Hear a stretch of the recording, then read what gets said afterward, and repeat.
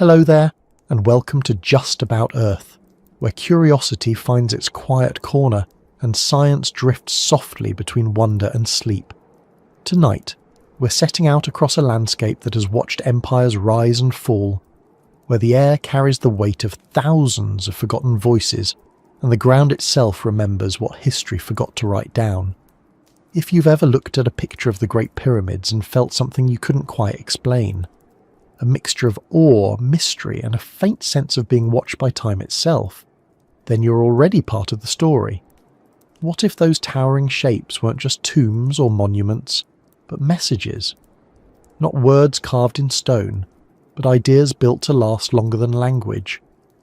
What if, in the heart of the desert, the pyramids are the last message from Earth's first civilization, one that came before Egypt, before writing, before what we think of as history? It's an idea both thrilling and unsettling. Because if that's true, then everything we know about where we came from might just be the surface of something deeper. Before we start dusting off those ancient thoughts, tell me, where are you listening from tonight? Somewhere warm maybe? Somewhere with the hum of the city outside your window, or the quiet of a countryside night? Maybe you can hear rain, or maybe just the soft tick of a clock nearby. Wherever you are, take a moment to notice the space around you. The light, the stillness, the air moving just enough to remind you that time hasn't stopped. Because that's the strange thing about the pyramids. They make time feel like it could pause if it wanted to. If you find this kind of gentle wandering to be a comforting way to drift through the evening, it would mean a lot if you gave this video a like or subscribed. It helps this small world of calm curiosity find others who might need a moment of quiet thinking too. And now, let's take that slow step into the desert together. Imagine standing before them, the three giants of Giza, patient and still beneath the same sun that once shone on the pharaohs. The air is hot, dry, and full of distance. The sound of the wind over sand could almost be a whisper, as if the stones themselves are breathing.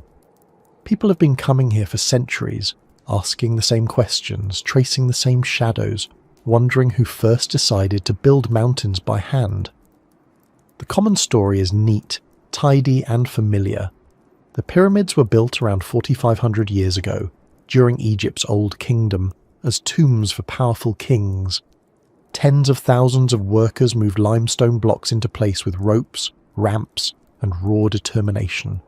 It's a good story, simple enough to teach, precise enough to repeat, but when you stand before them, or even when you just look closely at a photograph, something in that neatness begins to feel too small for the size of what you're seeing. Each stone, some weighing as much as a car, is placed so perfectly that you could barely slide a piece of paper between the seams. The base of the Great Pyramid is level to within a fraction of an inch and aligned almost perfectly to true north. Its sides are not 4 but 8, each face subtly indented, a detail invisible to most eyes but visible from above, especially when the sun rises or sets at certain angles. The structure itself is older than most of the world's written stories, and yet still standing, unmoved by earthquakes, storms, and the long, quiet patience of sand. Why build something so vast, so precise, and so durable, unless you wanted it to be seen, not just by your people or your children, but by anyone who might come after? Maybe even by those who wouldn't recognize your name or your gods. If you were the last of something, and wanted to leave a message for whoever might come next, what better way than to shape the Earth itself into a message too big to miss? Some scientists, archaeologists, and engineers argue that the pyramid's precision is simply a triumph of human effort and ingenuity. They point to clever engineering, organization, and time. A century or two of continuous labor guided by skilled hands. Others, though, have wondered if the story is older, stranger, not the product of one kingdom, but the echo of something before it. A knowledge that survived the collapse of an earlier world, carried quietly across generations until it could take form again in stone. That thought isn't meant to replace history, but to stretch it a little. After all, written history is just a sliver of human existence. For nearly all of our species' time on Earth, we left no writing, no names, no detailed records, only fragments of tools, bones, and art. What if there was more to that gap? What if, before Egypt, there had been another civilization, not necessarily one with computers or steel, but with a different kind of sophistication, perhaps in understanding the Earth, the stars, or geometry itself? Something capable of leaving behind a symbol that would survive the ages. It's an idea that lingers not because it's proven, but because it feels possible. Every time a new archaeological discovery pushes back the timeline of human achievement, a site older than expected, a map more advanced than it should be, the edges of what we think we know begin to blur. The pyramids, in that light, become less of a mystery to solve and more of a mirror. They reflect both what we know and what we're still capable of imagining. Close your eyes for a moment and picture what it would take to build something that could outlive the rise and fall of entire civilizations.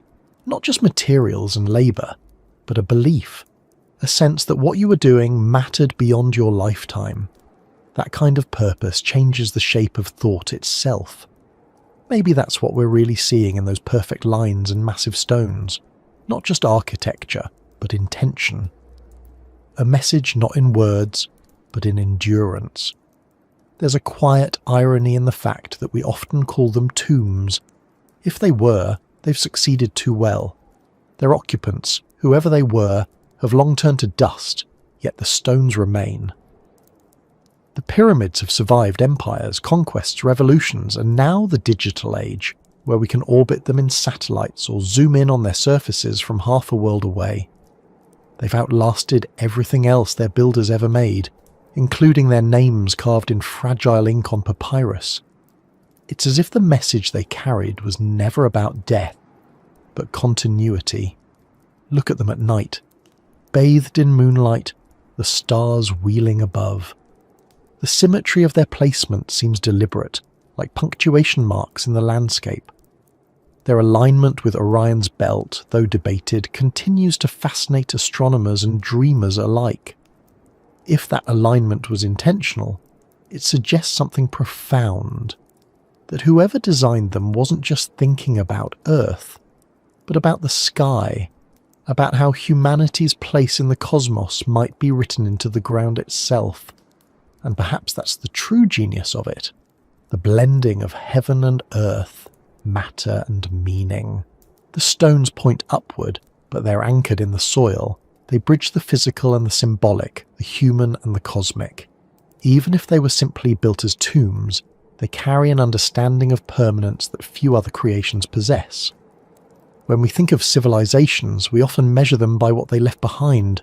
Pottery, tools, inscriptions, ruins, each one a trace of how people lived, thought and dreamed. But the pyramids go beyond that. They don't just tell us how people lived, they remind us that people wanted to be remembered, that they feared being forgotten, that they believed in some deep and stubborn way that knowledge could be preserved not through words, but through weight, through symmetry, through stone. There's something profoundly human in that. We do the same thing today, only with different materials. We build archives, data centers, satellites that carry golden records of our species out into space. Each one is our own attempt to leave a message for whoever or whatever might come after us. Maybe that instinct to reach across time has always been there. Maybe it's as old as the first people who looked at the stars and realized that some of those lights were already gone, yet their glow was still travelling toward us. If the pyramids were a message, maybe it wasn't meant to be read in any single language. Maybe it was meant to be felt. A reminder that humanity once understood something vast about balance, endurance, and the dialogue between sky and ground. Maybe that's why, even after all these years, people still stand before them and feel small in a strangely comforting way. It's easy to imagine the desert as empty, but that's not quite true. The desert is full of memory. The sand covers, protects, and eventually reveals. Beneath those dunes lie fragments of cities, bones of animals that no longer exist, pottery that once held food for people whose names we'll never know. And beneath all that, deeper still lies time itself, compacted, layered, waiting to be read like sediment in a story too long to tell in words. If the pyramids are indeed a message, then the desert is the envelope. The silence around them isn't emptiness, it's preservation. The still air, the slow wind, the endless repetition of days, they've all kept the message intact.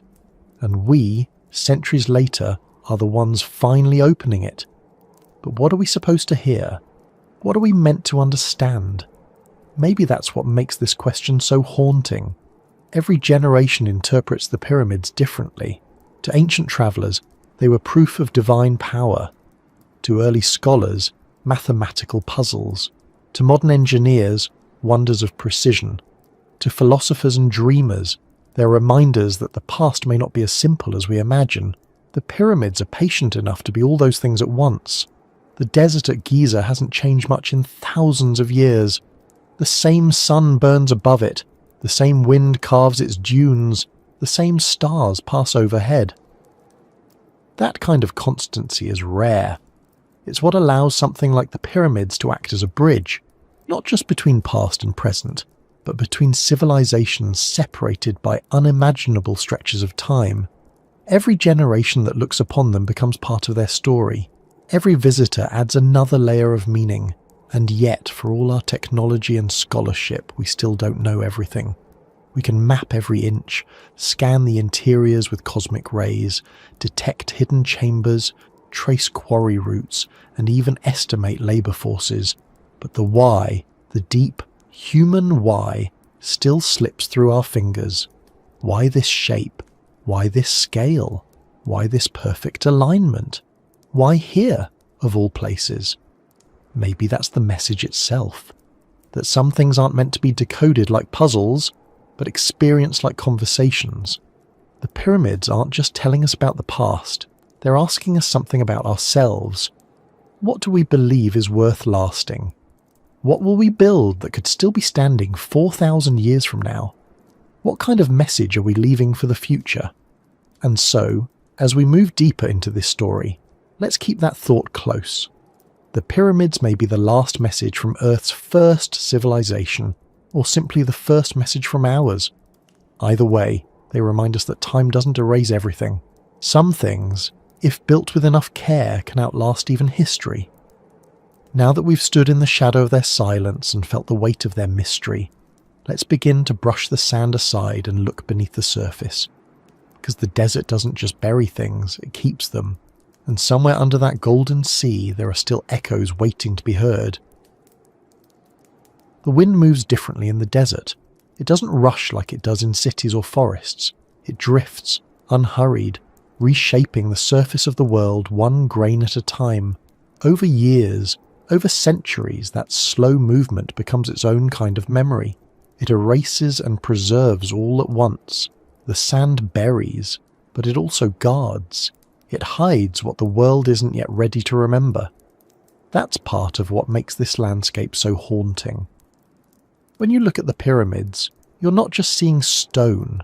You're seeing what managed to stay above the sand, the rare fragments of a story that refused to be buried. Just beyond the edges of Giza, there are places where the dunes have swallowed entire structures. Archaeologists find the tips of walls, the outlines of lost temples, the remnants of cities that were once alive with trade, music, and the smell of bread baking in clay ovens. The people who lived there are gone, their names erased by time, but the ground still holds them quietly. Every excavation is an act of conversation. The scientists dig, and the earth answers in fragments, a shard of pottery, a chipped tool, a mural half-eaten by time. The sand doesn't rush to reveal its secrets. It offers them carefully, as if testing our patience. There's something poetic about that, though not in a decorative way. More in the way nature seems to pace its revelations. The deeper the archaeologists dig, the older the questions become, and the closer they get to the base of the pyramids, the more they find that history isn't layered in neat chapters. It's tangled. Older structures beneath newer ones. Foundations built upon something even older still. Some discoveries at the Giza Plateau suggest there may have been earlier settlements long before the official timeline of pyramid construction. Carved stones worn smoother than expected, tunnels that seem to have no direct purpose, chambers sealed not by collapse but by deliberate design. Some scientists argue these are simple coincidences of geology or reused building materials. Others aren't so sure. To them, these fragments whisper that maybe Egypt's old kingdom wasn't the beginning of civilization here, but a revival, a rebuilding of something far more ancient. It's a pattern we've seen in many places. New societies rise and often build over the ruins of those before them. It's practical, but it also means that history folds over itself like layers of sediment. Look deep enough into the earth, and you start to see echoes, hints of earlier knowledge that seem almost out of place for their supposed time. In Turkey, the site of Göbekli Tepe rewrote parts of human history when it was discovered in the 1990s. Massive stone pillars arranged in circles carved with animals, built by people we thought were still nomads, long before farming or cities were supposed to exist. The site is over 11,000 years old, nearly twice as old as the pyramids. If hunter-gatherers could create something so vast and symbolically complex that early, what else might have been possible? Could there have been other centres of knowledge, other communities that left behind structures or traditions later absorbed by cultures like Egypt's? We may never know for sure, but the possibility stretches the imagination in the best way. It suggests that civilization isn't a straight line of progress, but a rhythm. Advances rising and falling like the tides. Sometimes knowledge surges forward, and sometimes it sinks beneath the sand, waiting for the next world to uncover it. There are places beneath Giza that even today remain unexplored. Subterranean passages, chambers detected by modern scanning technology, anomalies in the ground that don't match natural formations. Some are known, others are suspected. Ancient texts hint at a hall of records, a mythical archive said to contain the wisdom of an earlier age. Most scholars dismiss it as legend, but legends often start with small truths. Perhaps not a literal library buried in stone, but the idea that some people, long ago, feared their world might not last and tried to preserve what they knew. When you stand at the edge of the desert and look out across the dunes, it's easy to believe that time is still moving there, but slowly. The sand drifts like a second hand that takes centuries to tick. What it hides isn't gone, only sleeping. Every century, wind and erosion uncover something new. A piece of wall, a statue's face, an inscription no one's seen for thousands of years. Each rediscovery is both a surprise and a reminder that history doesn't vanish, it just waits for light again. Beneath the sands of Saqqara, just south of Giza, tunnels stretch for miles. They're filled with the remains of animals once worshipped as sacred, mummified with as much care as kings. But deeper still, archaeologists have found chambers that predate even those rituals. Structures whose purpose isn't yet clear, carved into bedrock with precision far beyond what was thought possible for their time. Some sections appear to have been built not for burial but preservation, like vaults designed to outlast everything else. That idea alone fuels the thought that maybe we're looking at an inheritance. Architecture passed down, reused, repurposed, each generation adding layers but never fully understanding what lay beneath. There's a kind of humility that comes with realizing how much we don't know. We look back at the past through the lens of our current understanding, assuming that ancient people were always simpler, less capable, less aware. Yet the more we study these sites, the more those assumptions begin to feel fragile. The ancient builders, whoever they were, had astronomical knowledge, geometric mastery, and an understanding of stone that still challenges modern engineers. They might not have had electricity or computers, but they clearly had something else. Patience, observation, and a sense of purpose that stretched beyond their lifetimes. If there was a civilization before the one we know as Egypt, it would make sense that its traces are faint. Catastrophe has a way of erasing. Sea levels rise, climates shift, river courses change, floods bury, earthquakes swallow, deserts spread. A few thousand years of that, and even monumental stone can disappear under layers of silt and sand. The idea of an earlier culture isn't about rewriting history with conspiracy, but about accepting that history might be incomplete. Some researchers suggest that during the end of the last ice age, roughly 12,000 years ago, global temperatures rose rapidly. Meltwater from retreating glaciers flooded coastal regions worldwide. Whole landscapes vanished beneath the sea. If any advanced communities existed near coastlines, their remains would now be underwater, scattered along what were once fertile plains. In places like India, Japan, and the Mediterranean, sonar mapping has revealed what appear to be submerged ruins. Whether these are natural or man-made is still debated, but their existence sparks a question too compelling to ignore. Could the pyramids be the surviving memory of a world that didn't survive? It's an unsettling but strangely hopeful idea. That something of them endured, not their language, not their cities, but their message. A message encoded in geometry, in proportion, in endurance itself. It would explain why so many ancient monuments around the world share similar features. Massive stone blocks, astronomical alignments, a focus on cardinal directions. From the pyramids of Egypt to those in Mesoamerica, from ziggurats in Mesopotamia to temples in Peru, the echoes repeat. Different cultures, different continents, yet the same silent conversation between earth and sky. Mainstream archaeology attributes these similarities to convergent evolution, the natural result of humans solving similar problems in similar ways. A pyramid, after all, is a stable shape.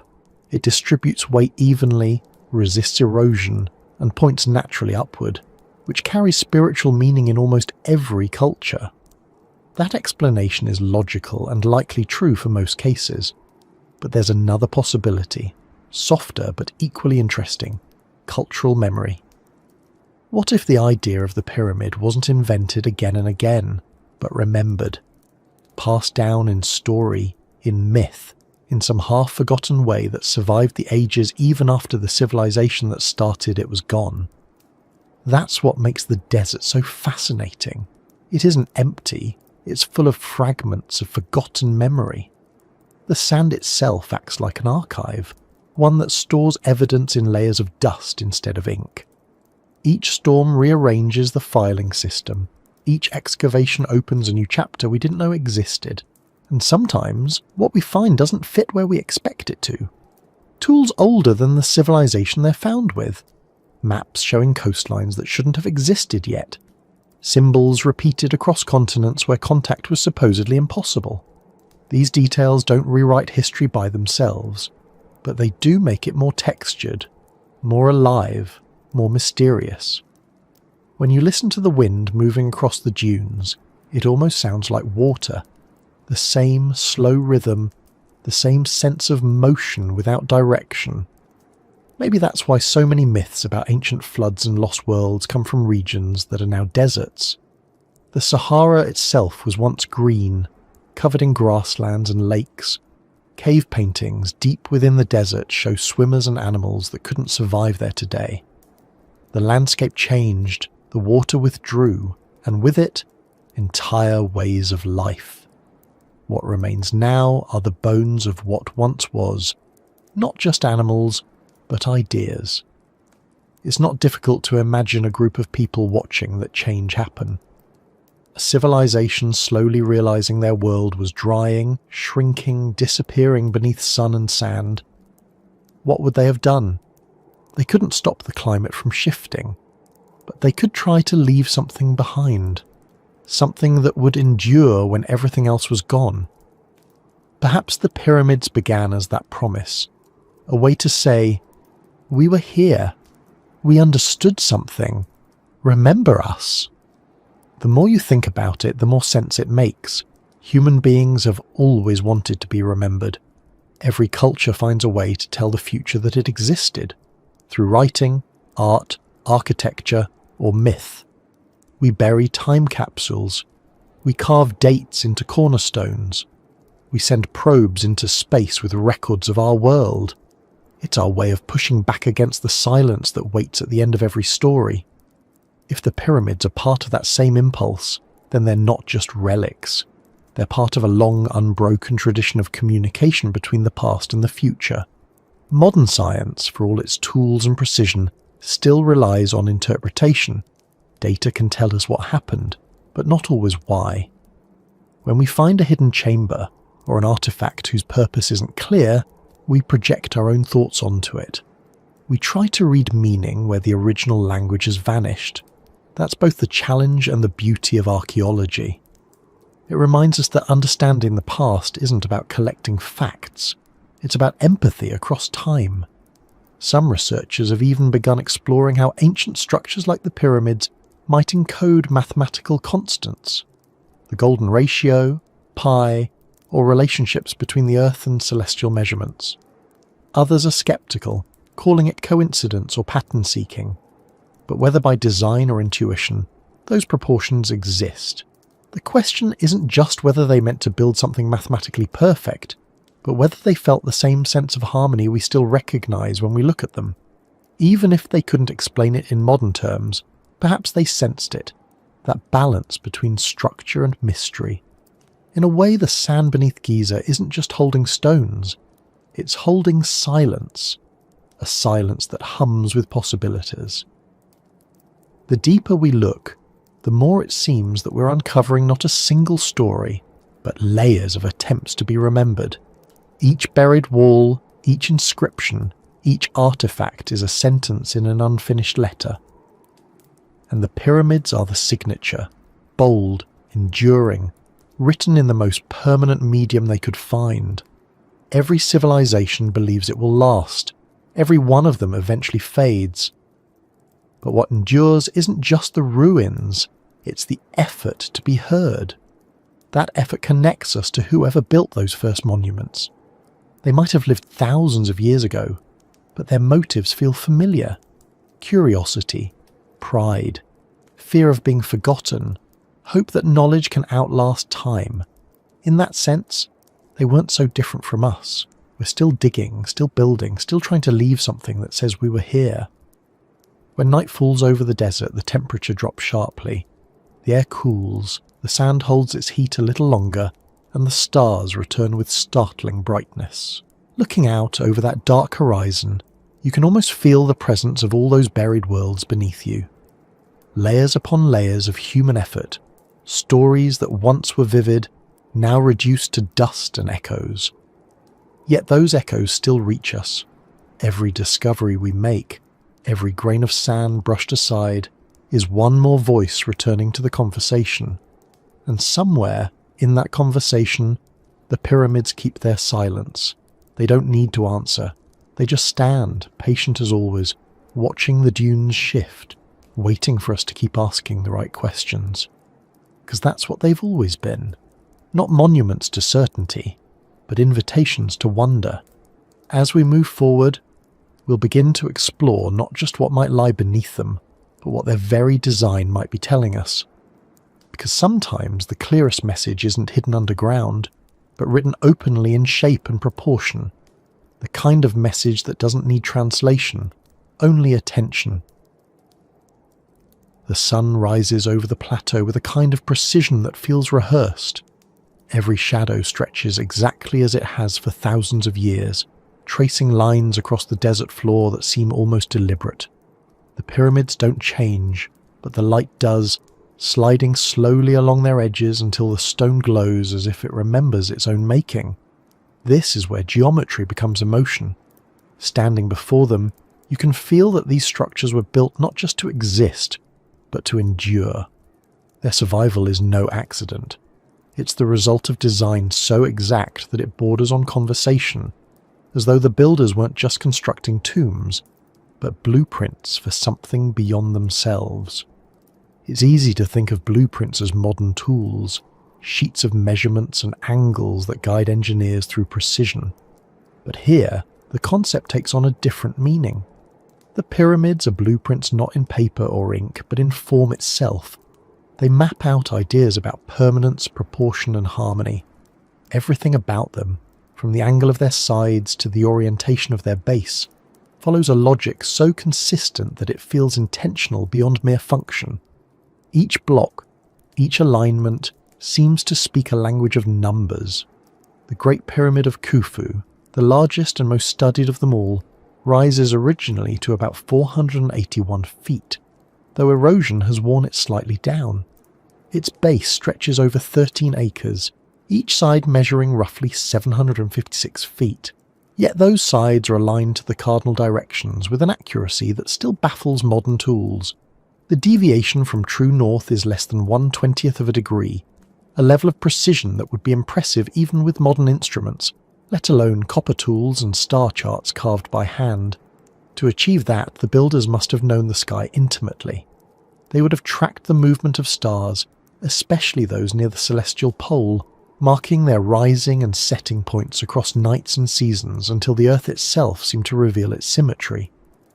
By fixing their measurements to the heavens, they anchored their structure not to a temporary landscape, but to the rotation of the planet itself. That choice, deliberate and careful, gave the pyramid a kind of immortality. Even as mountains erode and rivers change course, the stars return to their places. Alignment to the sky is alignment to time. Inside, the geometry becomes even stranger. The passageways of the Great Pyramid descend and ascend at specific angles that seem to reference not only function, but proportion. The so-called King's Chamber, built entirely of granite blocks weighing up to 80 tons each, sits at the heart of the structure like a pulse. Above it, 5 relieving chambers distribute weight with mathematical precision. Yet some researchers have noticed that the measurements between these chambers form ratios, relationships between height and width, that echo constants found in mathematics and nature. Ratios close to phi, the golden mean, appear in their slopes.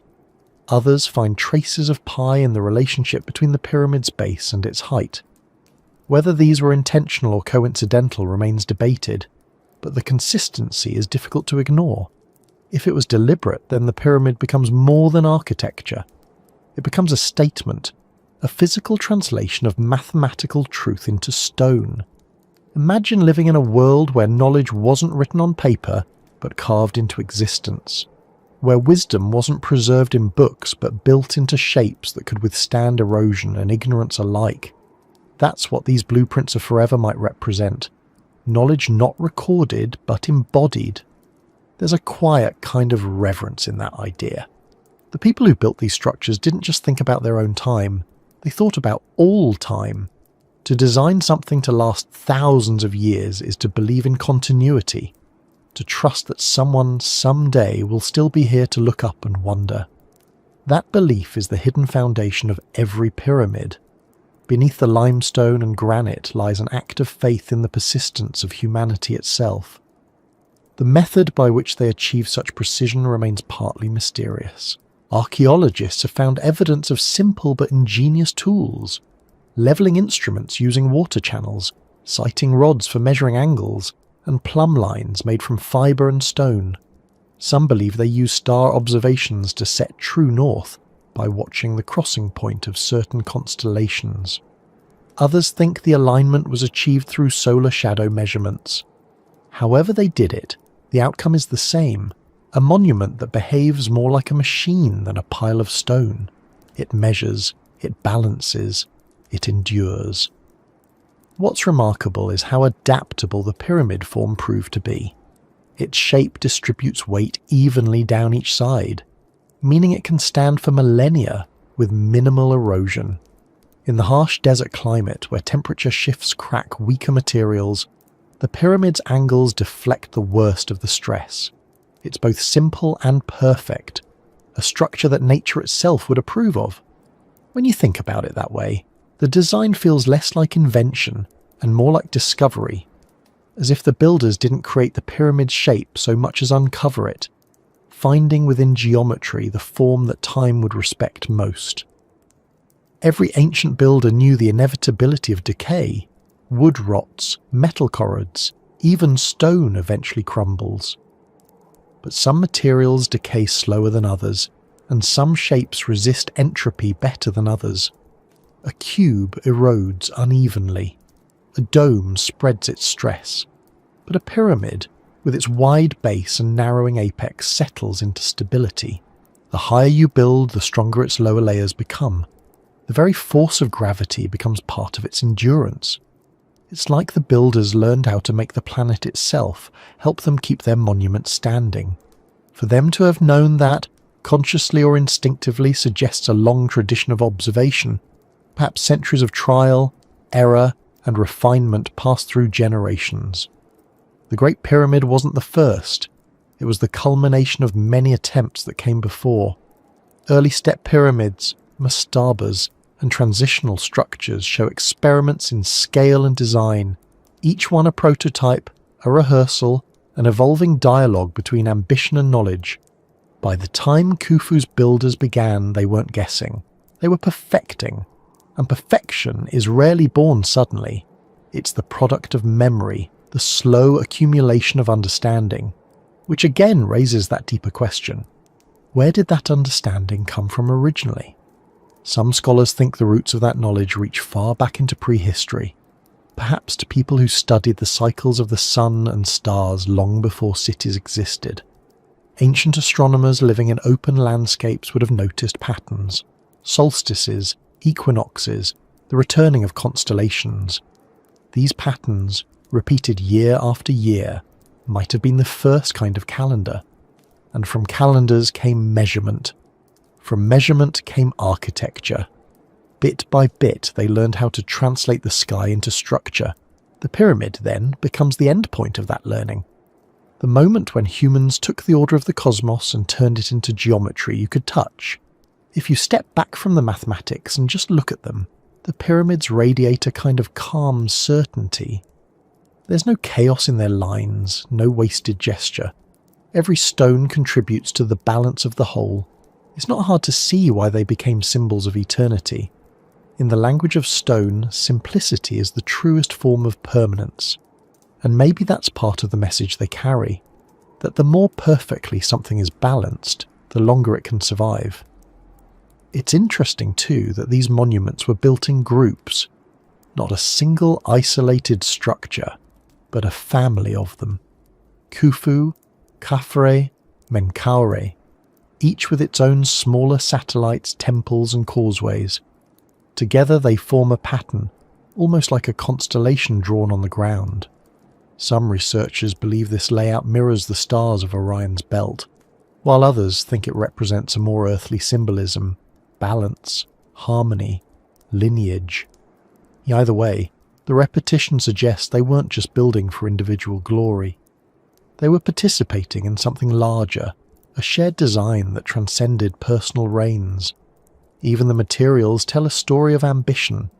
The core stones, mostly limestone, were quarried locally, but the granite used for the inner chambers came from Aswan, nearly 500 miles to the south. Transporting those blocks along the Nile required coordination on a massive scale. Barges, workers, timing and mathematics all converged into one goal, the translation of landscape into monument. When you imagine the sheer logistics of it, it feels almost impossible that such precision could have been achieved without detailed planning. Yet somehow they did it, and they did it so well that the structure still aligns perfectly to the Earth today. Perhaps the most striking aspect of these blueprints is that they outlasted the language that named them. The hieroglyphs, once vivid and full of meaning, eventually faded from use. The stories of the builders were lost to time, even their names became uncertain. But the geometry remained legible. A triangle doesn't need translation. A proportion doesn't require context. These are universals, so maybe the builders knew, even then, that language would fade but mathematics would not. They may have built their message in a code that any intelligent being, human or otherwise, could someday read. Imagine if our world ended and future archaeologists found only our structures. Skyscrapers collapsed, glass long gone, metal corroded away. What would remain? The foundations, perhaps. The geometry of our cities might still tell a story. Right angles, grids, circles, patterns that reveal intention. The pyramids are the same. They're the foundation stones of an ancient thought process that still speaks clearly despite the erosion of everything else around it. What's fascinating is how these ideas about proportion and balance continue to appear throughout history, as if inherited subconsciously. The golden ratio surfaces in Greek temples, in Renaissance paintings, in modern design. Architects rediscover the same relationships again and again, as if they're wired into human perception itself. Maybe they are. Maybe the same sense of harmony that guided the pyramid builders still lingers in us, a quiet recognition of what feels right when we see it. If you could stand beside one of those ancient engineers as they worked, you might be surprised by their calm.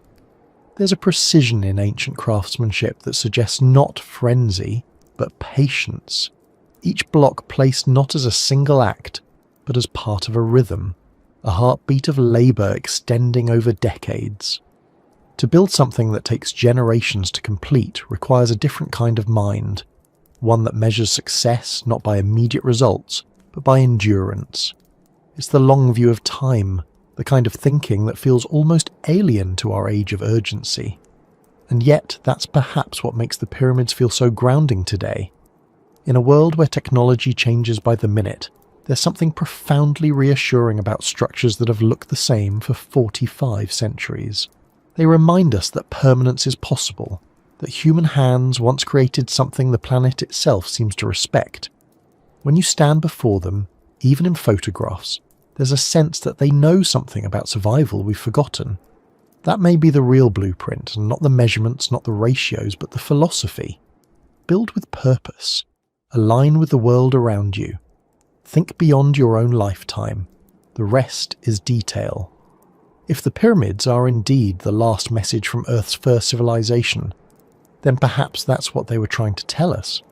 Not a secret of technology or lost magic, but a reminder of balance between ambition and humility, between earth and sky, between time and endurance. As the day fades and the shadows lengthen, the desert grows quiet again. The heat releases its grip, the air cools, and the horizon turns the colour of ancient parchment. The pyramids absorb the last of the sunlight and return to silhouette, their edges sharp against the glow. In that fading light, they look less like ruins and more like instructions. Diagrams left open for interpretation, waiting patiently for the next civilization to read them. Somewhere in the shifting sand at their base, the wind begins its slow work again. Each grain moving, each ripple changing the shape of the dunes, yet the stones remain where they always have. Perhaps that's the truest symbol of all, the reminder that the world changes constantly, but some ideas are steady enough to stand through it. The pyramids aren't just ancient, they're current, still functioning as they always have, measuring the passage of time by refusing to yield to it. And as we continue our journey, it's that persistence that guides us forward. Because if these monuments are the blueprints of forever, then the next question isn't just how they were built, but what they were trying to say through their design. What kind of voice could speak so clearly without ever making a sound? If you look long enough at the pyramids, something strange begins to happen. They stop looking like buildings and start to feel more like sentences. Each angle, each proportion, each shadow seems to carry meaning. You don't have to be an engineer or a mathematician to sense it. You can simply stand in front of them, let your eyes trace the slope of the stones, and notice how they seem to be saying something, not in words, but in relationships. Geometry becomes language. It's a conversation without speech, a kind of communication older than writing, older than any alphabet. It might sound abstract, but there's nothing mystical about it. Geometry has always been our way of talking to the world in its own terms. When you draw a circle or measure a line, you're not inventing anything. You're describing what already exists. The rules of proportion, symmetry, and balance are the same everywhere. whether in a shell spiral, a snowflake's pattern, or the orbit of a planet. To build something that follows those rules is to speak fluently in the universal language of form. The pyramid builders, whether consciously or intuitively, seem to understand that. Their structures aren't random, they're deliberate expressions of ratio and alignment. The slope of the Great Pyramid, for instance, forms an angle of about 51.8 degrees.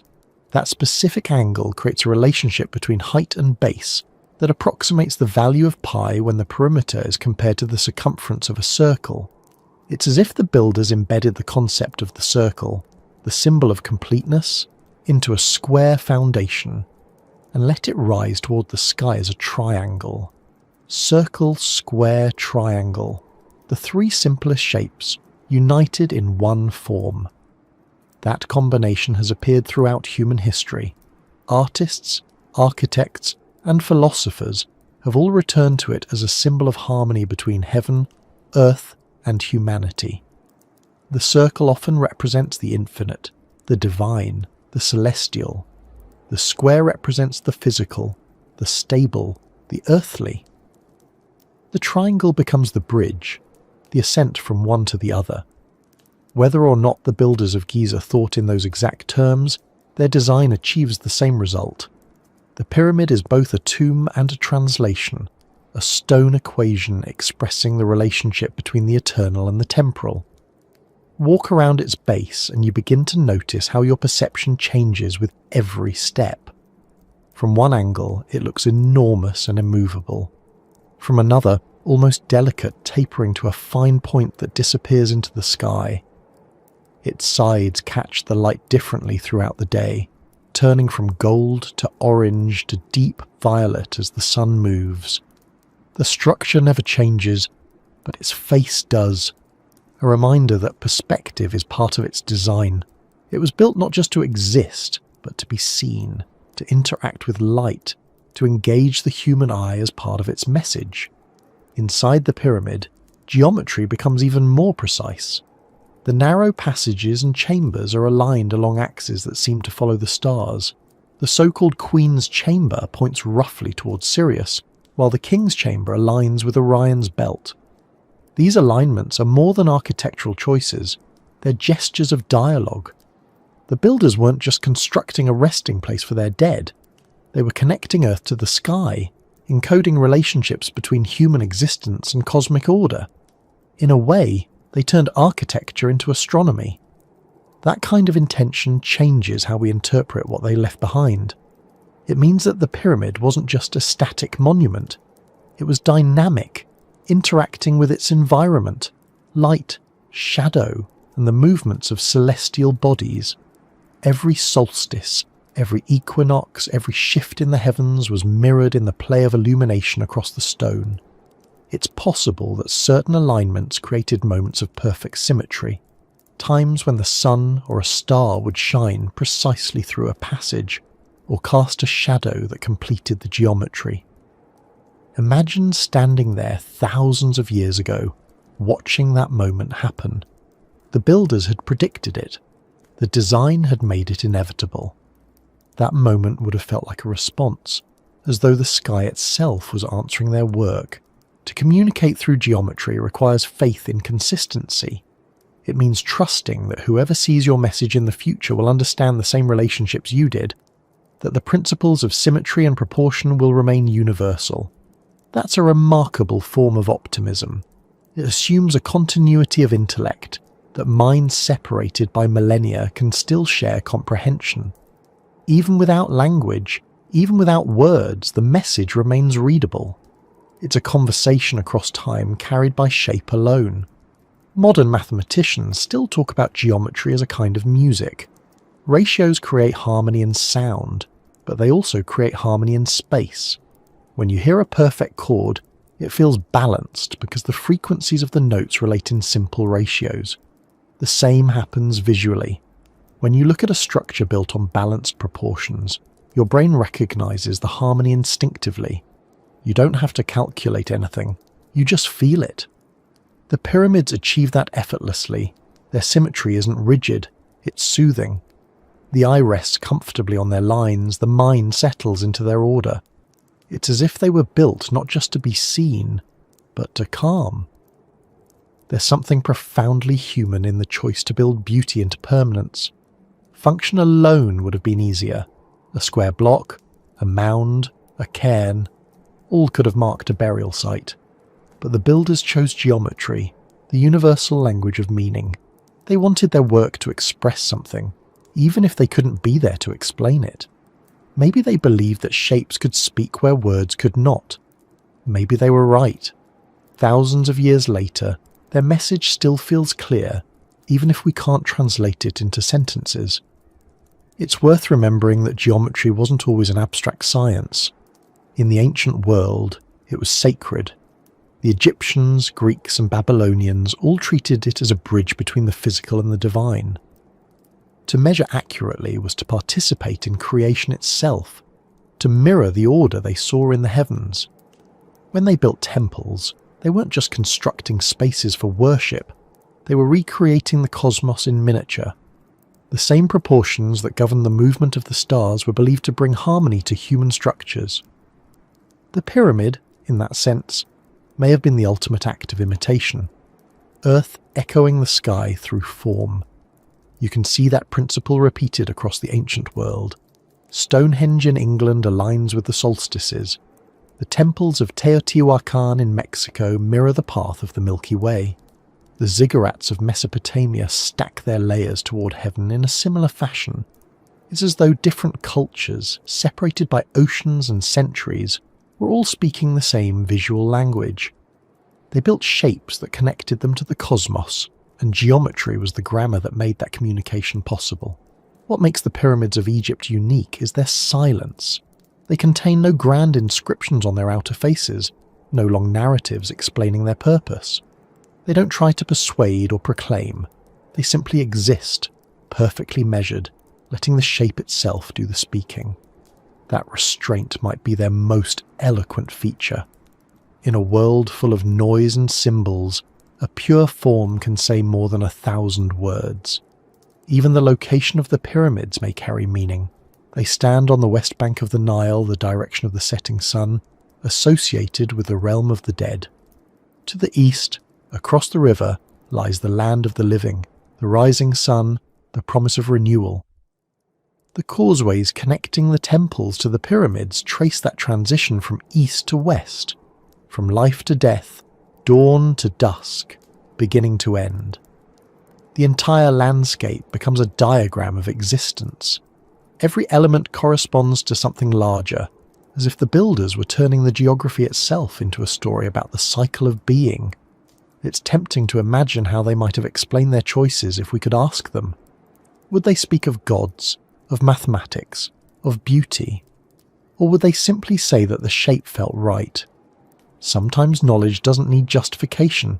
Sometimes it's enough to recognize a truth through intuition. Perhaps the pyramid's proportions emerged not from calculation but from observation, watching how sunlight fell on hills, how shadows moved, how the stars arched above.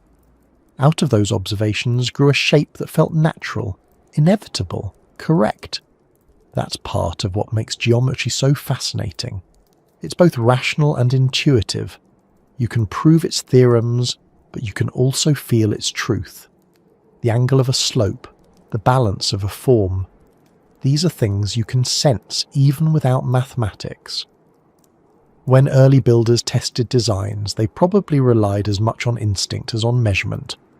Over time, their instincts became tradition, and tradition became architecture. By the time of the pyramids, those instincts had reached their peak. Inside the chambers, where light rarely enters, the geometry becomes something you can feel rather than see. The air is still. The walls close in at precise angles. The sound of your own movement echoes with uncanny clarity. It's not an accident. The proportions of those spaces create acoustic effects that amplify even small sounds. Some researchers have suggested that this might have been intentional, perhaps for rituals, perhaps for meaning. When sound behaves predictably within shape, it becomes part of the design. Another layer of geometry, one made of vibration rather than stone. That idea, that even sound and space could form part of a message, adds another dimension to what the builders were doing. They weren't just creating a structure to be seen from the outside, they were crafting an experience. To enter a pyramid is to move through geometry, to feel proportion physically. The height of each passage, the width of each chamber, the slope of each corridor, all conspire to create a particular rhythm of movement. You bend, you climb, you ascend. It's architecture as journey, form as metaphor. And yet the message isn't didactic. It doesn't tell you what to think. It invites reflection. The shapes don't explain. They reveal slowly through perception. That's why they remain so endlessly fascinating. Every person who looks at them finds something different. To some, they're scientific achievements. To others, spiritual symbols. To many, simply beautiful. Geometry allows for that flexibility because it's universal but personal. It meets you wherever you stand. Think about the way the human brain responds to pattern. We're wired to recognize order, to find meaning in symmetry. That instinct is older than language. It's part of how we navigate the world, how we distinguish safety from chaos. When we see balanced forms, our bodies relax. When we see disorder, we tense. The pyramids, with their perfect order, trigger that primal sense of calm. They're not just ancient, they're neurologically satisfying. Maybe that's part of why they continue to draw us. We don't just admire them, we resonate with them. If the builders wanted to leave a message for the future, geometry was the perfect medium. Language evolves, cultures vanish, but numbers stay the same. Ratios don't care about translation. 2 + 2 = 4 in every tongue. The relationship between a circle's circumference and its diameter remains constant no matter who calculates it. So perhaps the pyramids are exactly what they appear to be. Not mysteries to decode, but demonstrations of understanding. Proof that their makers grasp something timeless about the way the universe organizes itself. That in itself is a form of speech. Not one directed at gods or kings, but at whoever might come next. A quiet statement saying, "We understood." You can almost hear it in the silence of the desert, beneath the wind and the shifting sand, the faint hum of proportions that haven't changed in thousands of years. That's what geometry does. It endures. It doesn't just survive time, it speaks through it. As twilight approaches, the light once again touches the edges of the stones, tracing invisible diagrams across their faces. The air cools, the colour drains from the sky, and for a brief moment the pyramids seem to glow from within. The geometry catches the last of the day and gives it back in reflection. You could almost believe that the builders planned for that too. The daily dialogue between sunlight and shadow, energy and matter, day and night. Each one defining the other, both essential to the balance. When the stars appear, the conversation continues. The same constellations the builders once tracked still rise and set in the same patterns. The Earth has turned millions of times since they first aligned those stones, yet the geometry still fits. Their message remains consistent, their voice steady. They spoke in forms that outlast the collapse of empires, the fading of languages, even the slow drift of continents. It's hard not to feel small before that kind of persistence, but it's also comforting. It means that meaning itself can survive if built carefully enough. Somewhere out there, perhaps in another galaxy, intelligent beings might use geometry too, measuring their worlds, mapping their skies. If they ever came here, they might recognize the shapes at Giza as something familiar. Not alien, but kindred. Triangles, symmetry, alignment.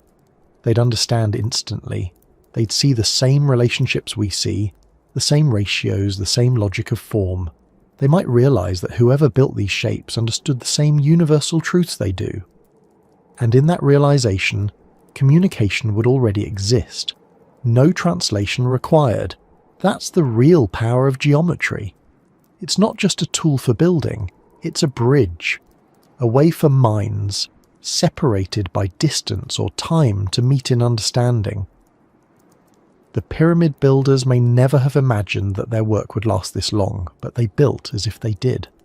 Their faith in geometry ensured that their voices wouldn't fade. They spoke clearly, precisely, through stone and angle and proportion, and we, thousands of years later, are still listening. The wind returns across the plateau, brushing against the stones, carrying fine grains of sand that whisper against the surface. The shapes remain unchanged, steady against the slow erosion of centuries. Somewhere within those silent measurements, the builder's message continues. Not loud, not urgent, just consistent. The kind of voice that doesn't demand to be heard but waits patiently to be understood. And as we keep looking, we begin to realize that the message may not end with what's visible. The stones we see might be only the surface of a larger pattern, one that connects ground to sky, past to future, human to cosmos. The next step, then, is to look upward, to trace those lines beyond the horizon, where geometry meets light and stars begin to answer back. The desert changes slowly, almost too slowly for a human life to notice. A dune moves a few meters in a century, a breeze shapes a ridge, a single stone shifts half an inch in a decade. But across millennia, even that gentleness becomes transformation. Cities rise, crumble, and disappear beneath what seems like stillness.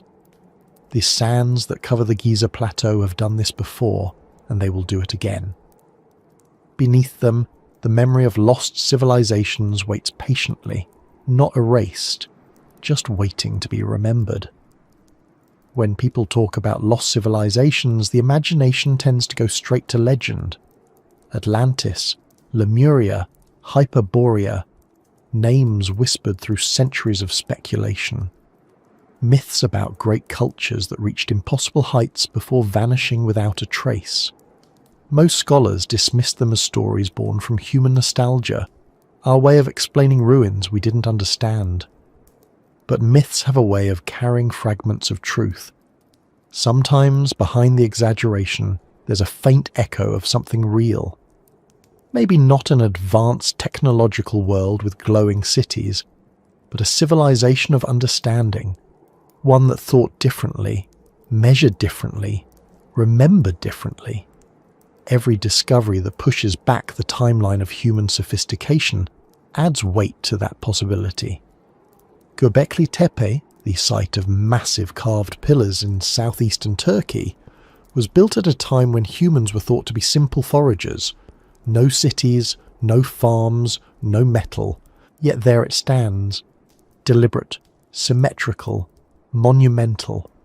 Whoever built it knew how to quarry, shape and arrange stone on a scale no one expected from that era. When archaeologists realized it was more than 11,000 years old, they had to reconsider the story of civilization itself.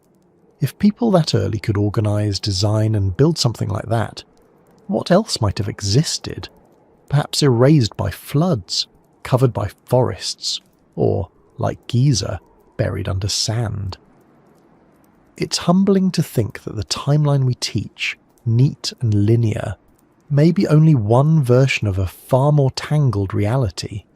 Civilizations might not just rise once and move steadily forward. They might rise, fall, and rise again, each one inheriting whispers from the one before. The pyramids could be part of that inheritance, not the first monuments, but the last survivors of a lineage that began long before recorded history. Archaeology, for all its rigour, often reads like detective work done with missing pages. The evidence we have is only a fraction of what once existed.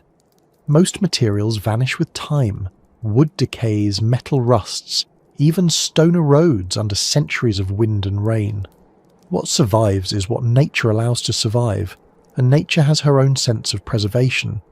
In deserts, the dryness keeps things intact. In jungles, life reclaims everything. In oceans, salt and current consume almost all. So what we know of the past is largely shaped by where we happen to look and what happens to remain. Imagine how much of our own world would vanish if seen from 10,000 years in the future. The plastics, the steel, the glass, all gone or transformed. Only the strongest foundations would remain, the simplest forms of geometry carved into rock or reinforced concrete. If someone found them, they might guess at our existence, our patterns, our technology, but the meaning behind it all would be mostly gone. That's how we see the ancients. We have the structures but not the context. The pyramids are still speaking, but their words are fragmented, missing half the alphabet. This gap between what was and what remains creates a kind of mystery that both fascinates and frustrates. It invites speculation, sometimes reckless, sometimes brilliant. Theories stretch from the scientific to the mystical. Advanced prehistoric societies, visitors from the stars, survivors of global cataclysms. Most of those ideas drift toward fantasy, but beneath them lies a simple truth. Our past is larger than we've been able to see. The Earth has been home to humans for hundreds of thousands of years, and most of that time is unwritten. The story of civilization may have chapters buried far deeper than we've yet read. Consider the Younger Dryas period, a sudden global cooling around 12,800 years ago that followed the end of the last ice age. Evidence suggests it was triggered by a massive event, possibly a comet impact or a sudden flood of meltwater disrupting ocean currents. Whatever the cause, the result was catastrophic. Climate changed rapidly, ecosystems collapsed, coastlines shifted. If human cultures had begun to organise by then, they would have faced an apocalypse on a scale we can hardly imagine. Entire regions could have been lost beneath rising seas. Populations could have scattered.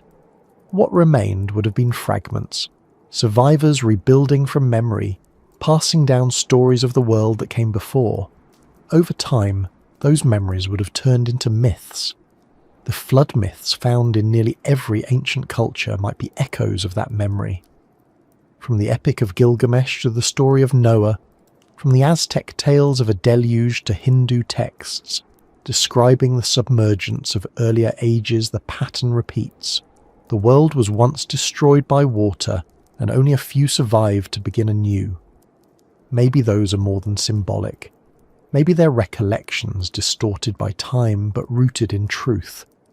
If so, then the first civilization wasn't entirely lost. Its message survived in story, and perhaps also in stone. The pyramids, viewed through that lens, become a monument to continuity. They could represent not just Egypt's power, but humanity's determination to endure.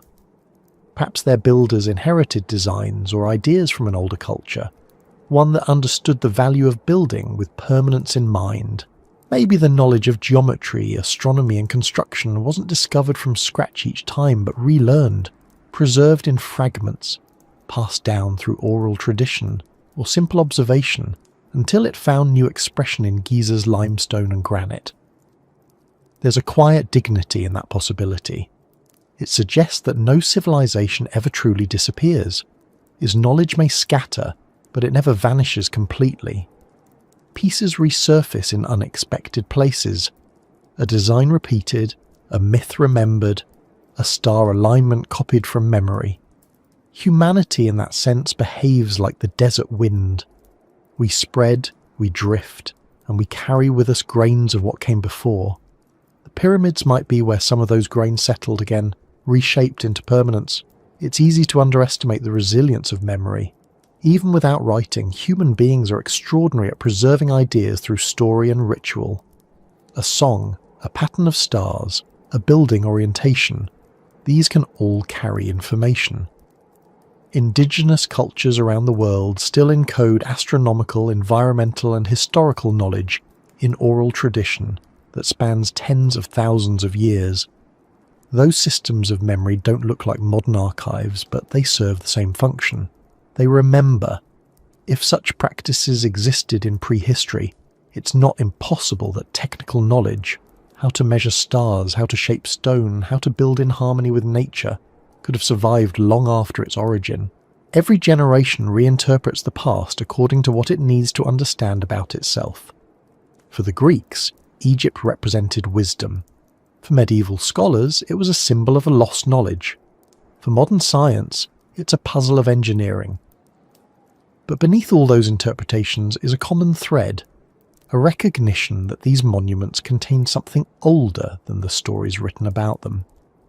They don't just remind us of Egypt, they remind us that we once knew how to think on the scale of eternity. That way of thinking is rare today.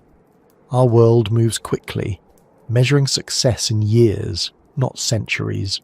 We build for function, not for permanence. The idea of constructing something meant to last beyond our lifetime feels almost alien. But in those ancient structures, there's evidence of a different kind of ambition, one not driven by profit or conquest, but by continuity. To build something that could survive for thousands of years requires imagining a future that might not include you. It requires trust that your work will matter to people you will never meet. That's the quiet lesson hidden in the memory of lost civilizations. Even when their names fade, their intentions survive. You can feel it in the balance of the pyramids, in the alignment of temples, in the precision of carvings weathered smooth by time.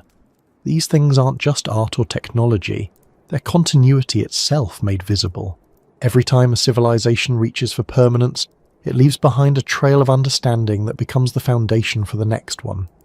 Some archaeologists have begun to describe this process as cultural recursion, the way knowledge folds back into itself through rediscovery.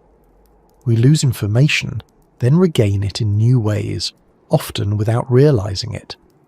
Mathematics, for instance, may have been discovered more than once.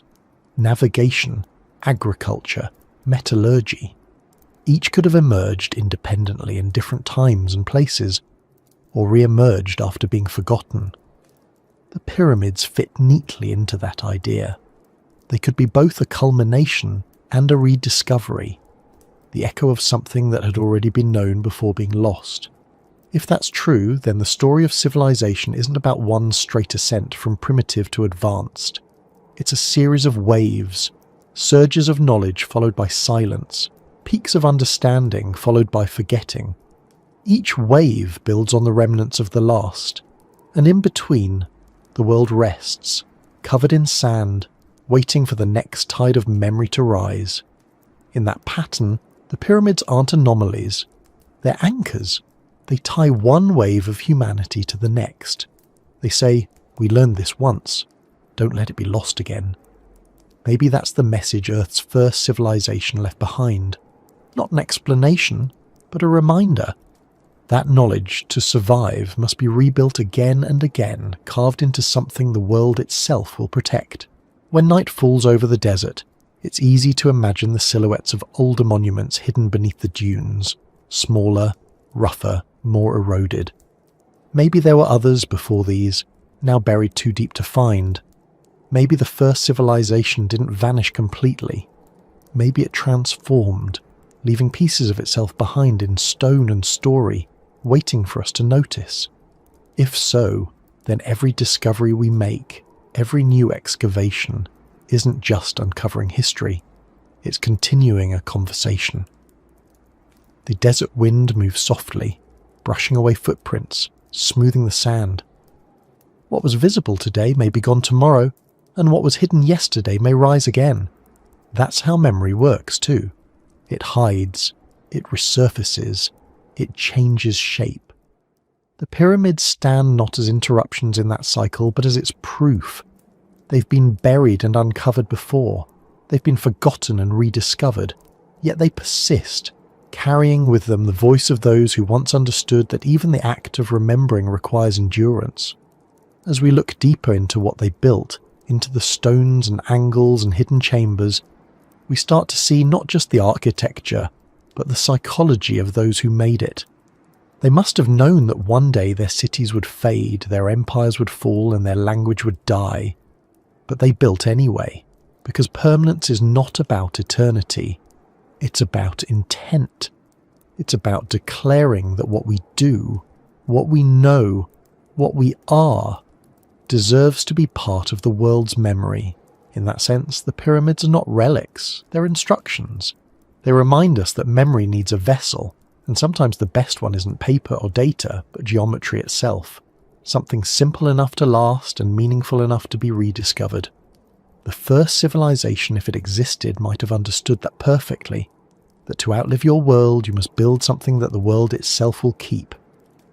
And so, the memory continues, layered beneath sand, woven into myth, encoded in stone. The pyramids aren't the end of that story, just the most visible part of it.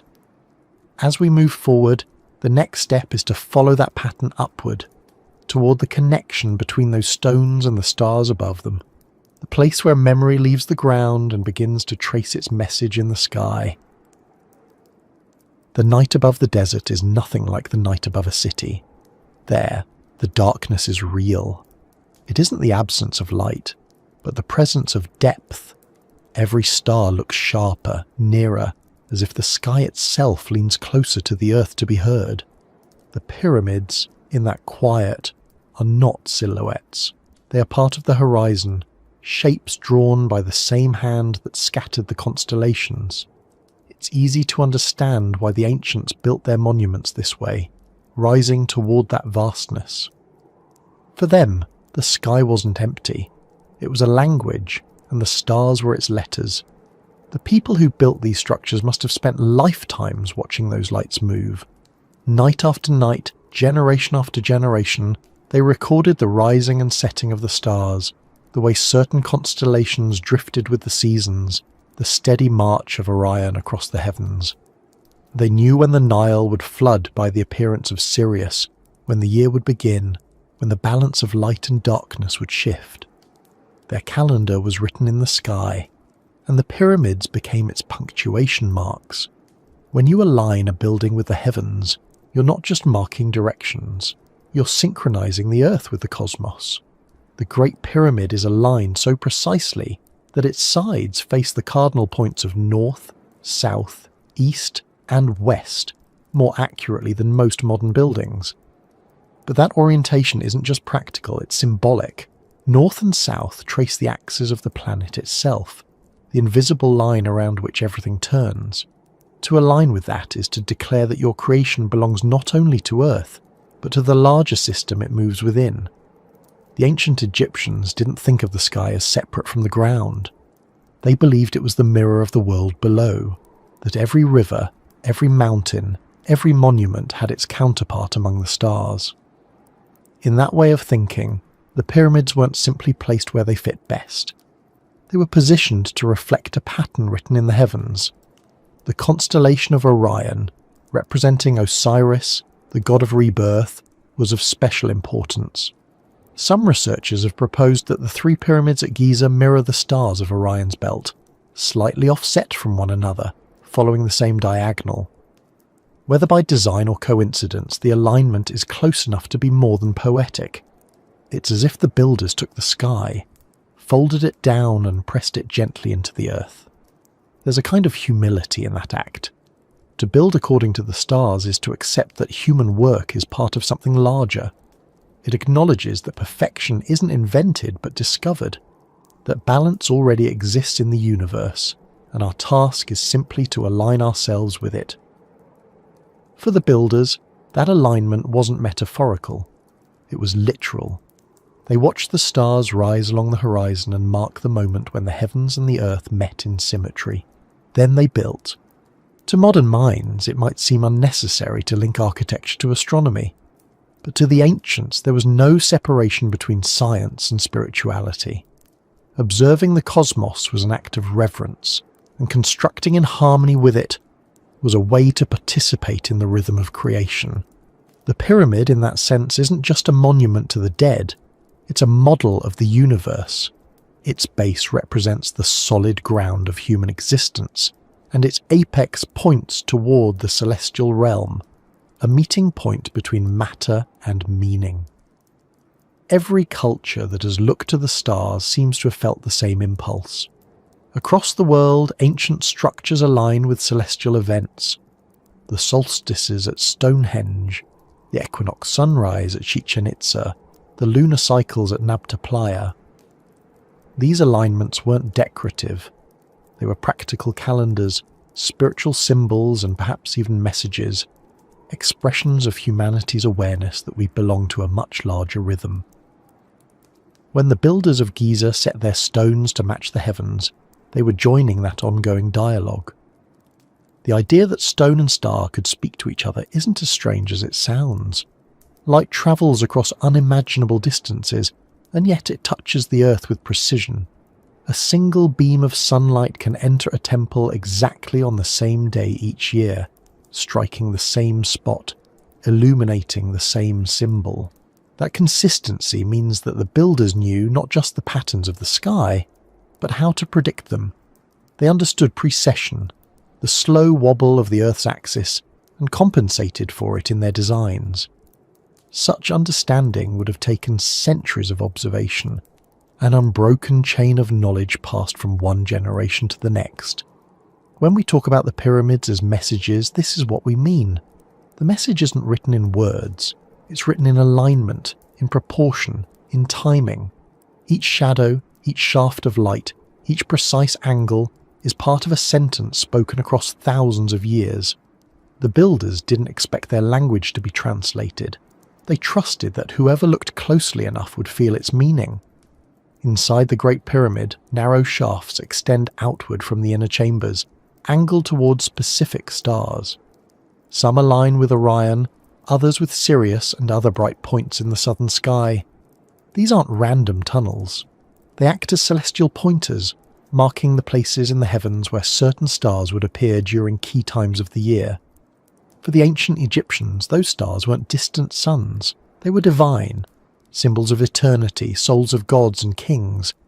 To connect a burial chamber to those stars was to ensure that the spirit could rise along that path, returning to the cosmic order. The pyramid, therefore, wasn't just a tomb. It was a vehicle, a map of the heavens carved in stone. This merging of architecture and astronomy creates something extraordinary. The pyramid doesn't only exist in space, it exists in time. Its design responds to cycles that repeat endlessly. Days, seasons, precession, the eternal return of the same stars. To build such a structure is to create a kind of permanence that mirrors the cosmos. The stones are heavy, but the idea behind them moves with the stars, unchanged across millennia. Some researchers have suggested that the pyramid's dimensions might also encode measurements of the Earth itself. The ratio between its height and base approximates the curvature of the planet. The perimeter of its base relates closely to the circumference of the Earth at the equator. Whether these correspondences were intentional or not, they reflect an understanding of scale, a sense of proportion that connects human creation to planetary reality. It's as if the builders were saying, "We know where we are." There's something comforting in that thought.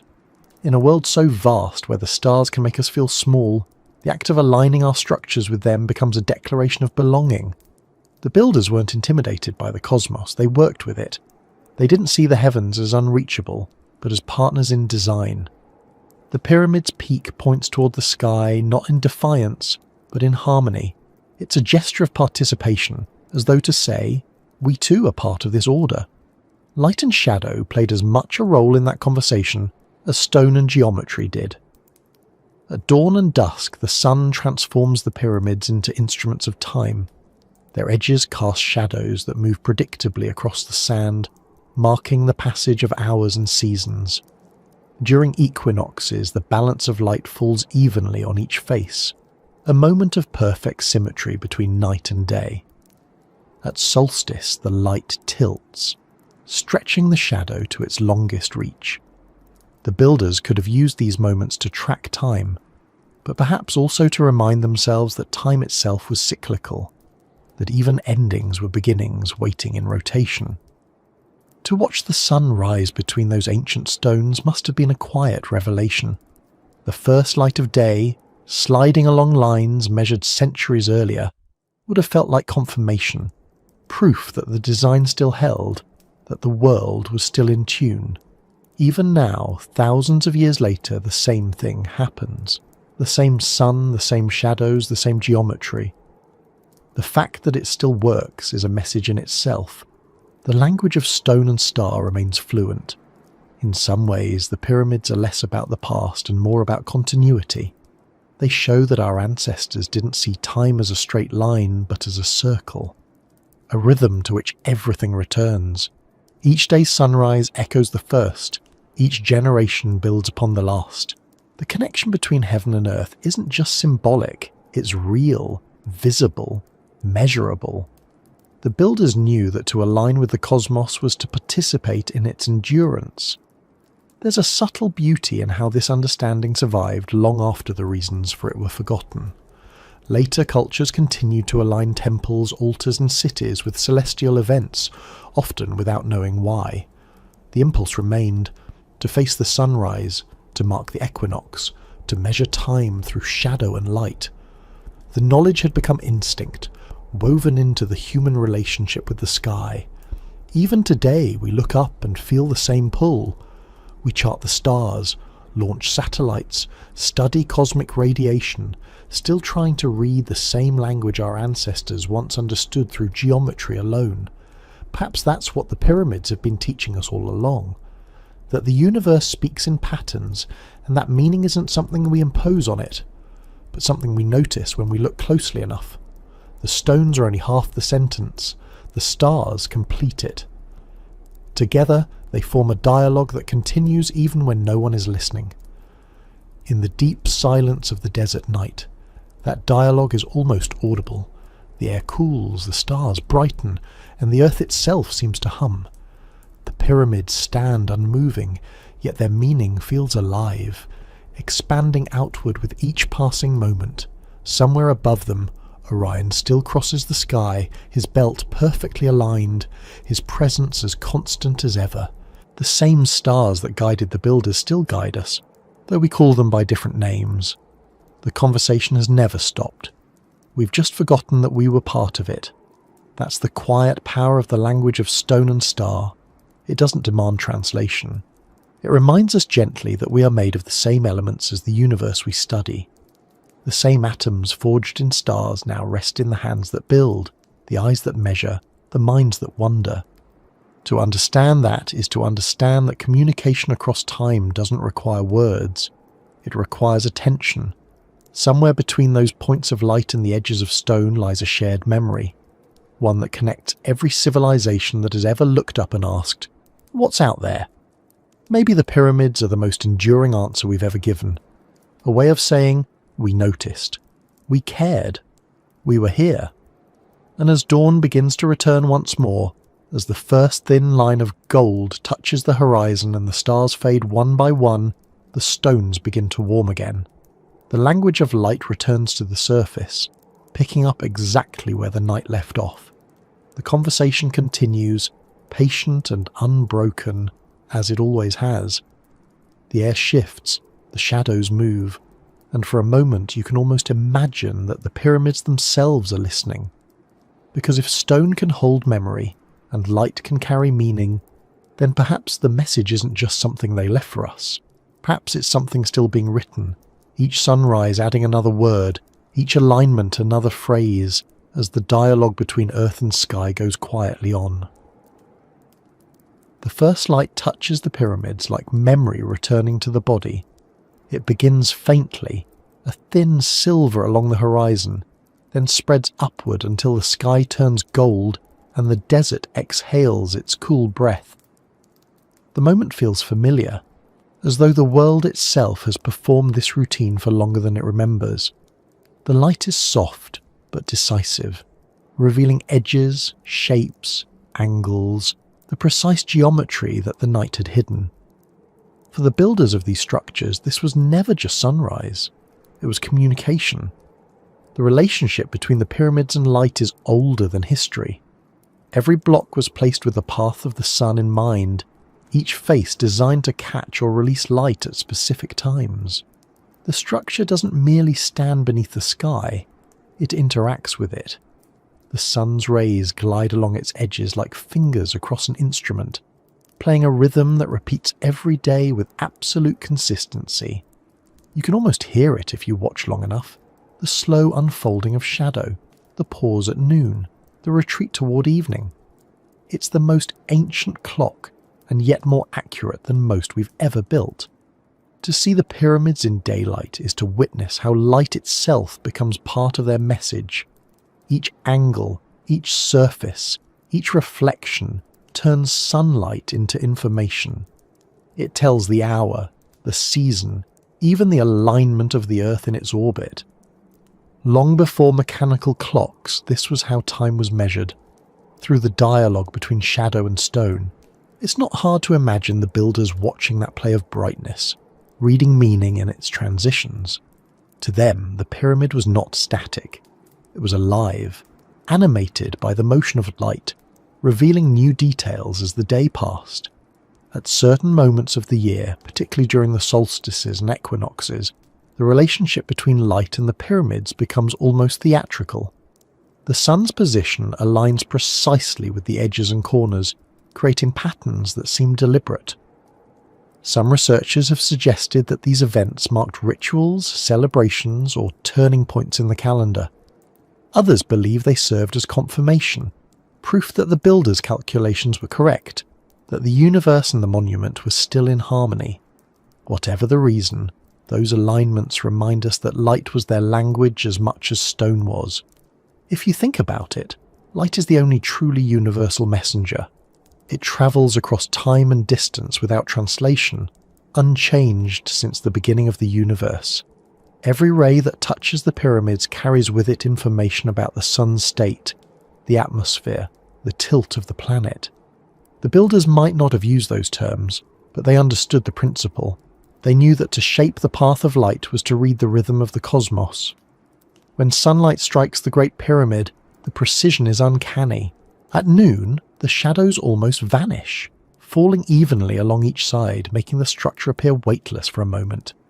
Then, as the day moves on, the shadow stretches again, long and deliberate, pointing across the desert like a compass hand. The shape of that shadow changes predictably throughout the year, marking a solar calendar visible to anyone with patience. The pyramid becomes both sundial and text, its meaning renewed daily through the turning of the earth. Some ancient temples near Giza seem to amplify this relationship even further. The Temple of the Sphinx, for example, faces directly east, its gaze locked onto the rising sun. During the equinox, the first rays shine directly between the Sphinx's eyes, cutting a perfect line of light that connects the horizon to the monument. That kind of alignment requires more than luck. It requires a deep understanding of astronomy, geometry, and time. It's as if the builders were choreographing a dance between sunlight and stone, a slow, patient movement repeated endlessly across ages. To them, light may not have been just illumination. It was presence, the visible form of divinity, the daily proof that life continued. The sun's rise was not just the start of the day, but a renewal of existence itself. In that context, the pyramids might be seen as instruments for catching that divinity, holding it briefly in their angles before releasing it back to the sky. The entire landscape becomes part of a ritual that repeats without interruption, long after its origin has faded from memory. Modern technology allows us to study these patterns with precision the ancients could only have imagined. Computer models simulate the path of light through every season, showing how certain chambers and corridors align with the sun at specific moments. One theory suggests that sunlight entering the descending passage during the solstice might have illuminated the inner chamber, symbolizing the return of life or the journey of the soul. Whether or not that's true, it captures something essential. The idea that light wasn't merely decoration, it was a message. Even the materials used in the pyramids enhanced this message. The original casing stones, now mostly gone, were made of polished Tura limestone, gleaming white under the sun. When newly built, the Great Pyramid would have reflected light so intensely that it could be seen for miles, shining like a beacon. Some historians think it might have symbolized the connection between Earth and the heavens, a physical manifestation of light's journey. The pyramid wasn't just built to endure, it was built to glow. Imagine what that must have looked like thousands of years ago. The sun rising over the desert, its rays striking a mountain of stone that blazed like a mirror, its edges burning gold against the horizon. From afar, it must have looked as though the earth itself was shining back at the sky, answering sunlight with sunlight. It's not hard to see why people would have viewed that as sacred. In that exchange of light, the divine and the human touched, however briefly. But beyond symbolism, light also serves as a kind of recording device. It writes and rewrites patterns across surfaces every day, etching invisible traces of time. The limestone absorbs heat during the day and releases it slowly at night, expanding and contracting with the rhythm of temperature. Over millennia, that process has shaped the stone itself, as if the sun's hand continues to sculpt the monument. Light doesn't just reveal the pyramid, it participates in its evolution. Some physicists studying ancient architecture have pointed out that light, when used deliberately, can encode complex information. A single ray passing through a narrow slit or reflecting off a polished surface can convey precise measurements of time, angle, and motion. The builders might not have spoken of photons or wavelengths, but they understood cause and effect. They used sunlight as data, transforming the act of observation into design.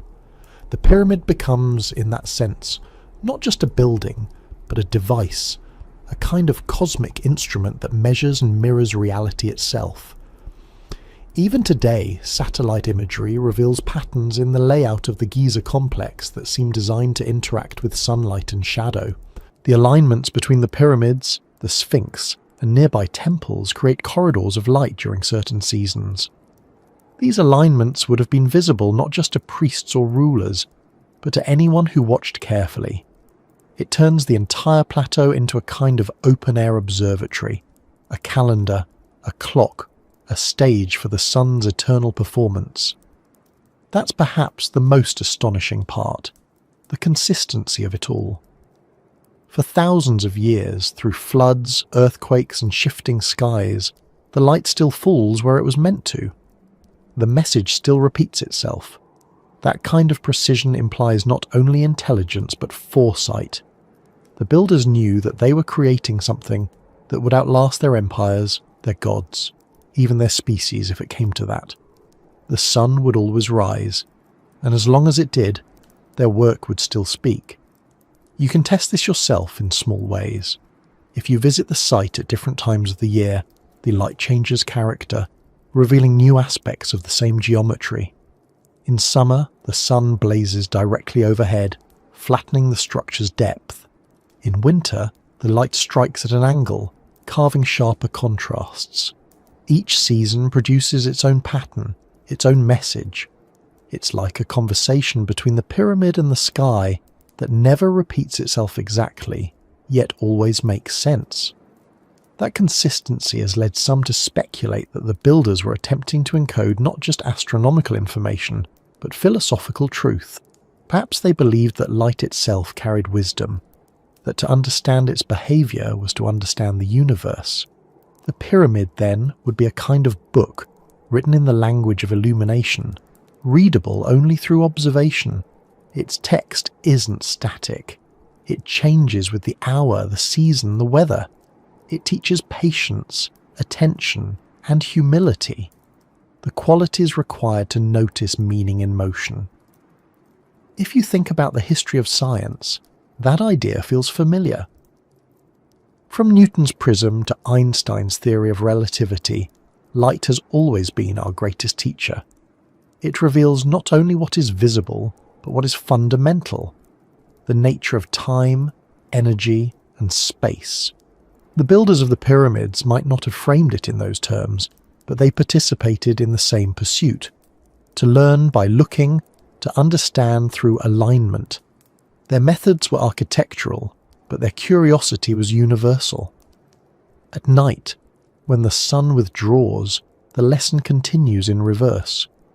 The reflected glow of moonlight traces the same shapes, but softer, slower, as if the sky is whispering the same truths in a different tone. The moon itself, borrowing light from the sun, becomes part of the same chain of communication. The pyramids catch that light too, absorbing and returning it, their pale surfaces faintly glowing against the dark. Even without the sun, they remain engaged in the same dialogue. It's strange to realize how deeply this connection between light and structure mirrors our own understanding of information today. In the modern world, light still carries our messages through fiber optics, satellites, lasers. Every bit of data that travels across the planet does so as light. The same medium that once illuminated the pyramids now transmits our voices, our thoughts, our histories. The continuity is almost poetic. The builders use sunlight to mark time and meaning. We use it to send ourselves across oceans and space. Different technologies, same principle. Light remembers. If the pyramids truly were a message from Earth's first civilization, perhaps light was their chosen language for a reason. It's incorruptible, consistent, infinite. It moves faster than decay, and it connects every observer, whether human or not, to the same experience. The idea that they might have encoded meaning not in symbols, but in the predictable behaviour of light and shadow makes sense. It's the one form of communication that cannot be lost as long as the sun still burns. As dawn stretches higher and the light becomes too bright to stare at, the desert changes colour again. The sand shifts from silver to gold, the air warms, the shadows shorten. The pyramids return to their daytime silence, but the message remains in motion. Every moment of brightness is another repetition of the same truth, that knowledge and endurance are bound together. Light reveals, stone preserves, and between them lies continuity. Even now, as modern researchers map every corner of these structures, scanning with lasers and cosmic rays, they're continuing that same work, translating the patterns of light into understanding. The technology is new, but the instinct is ancient. We still seek meaning in brightness and shadow, still look to geometry and illumination to tell us something about who we are. The difference is that we now call it science instead of reverence. But maybe those two words have always meant the same thing.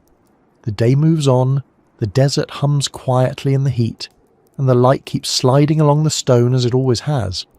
Somewhere within that silent rhythm lies everything we've ever wanted to know about permanence. Not as defiance of time, but as cooperation with it. The pyramids don't resist decay, they move with it, guided by the same sun that will one day wear them down. They were never built to last forever. They were built to last long enough for light to carry their meaning forward.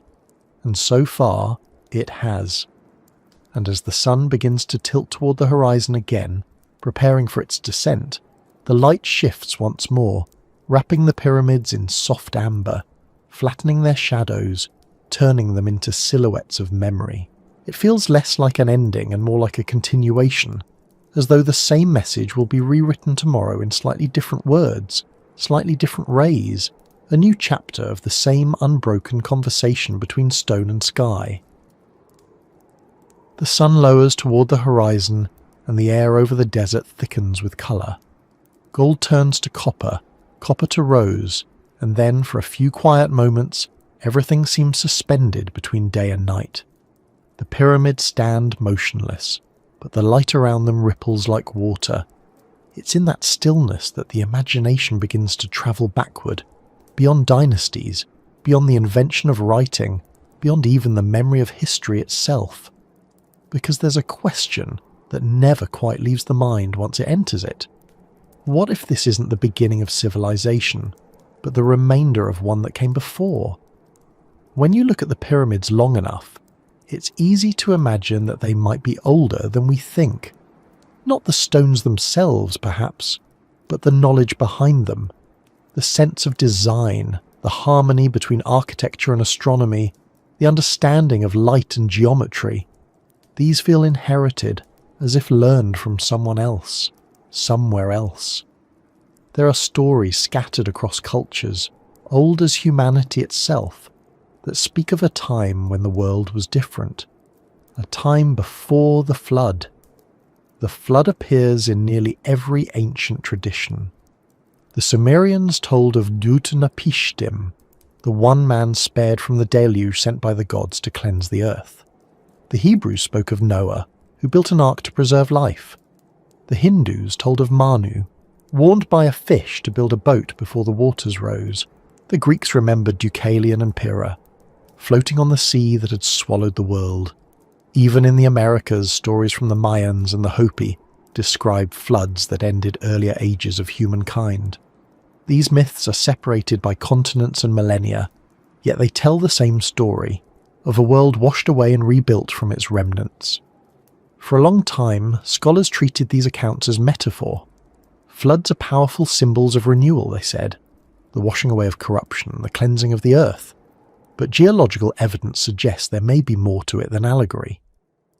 Around 12,800 years ago, near the end of the last ice age, the Earth underwent a sudden and dramatic shift.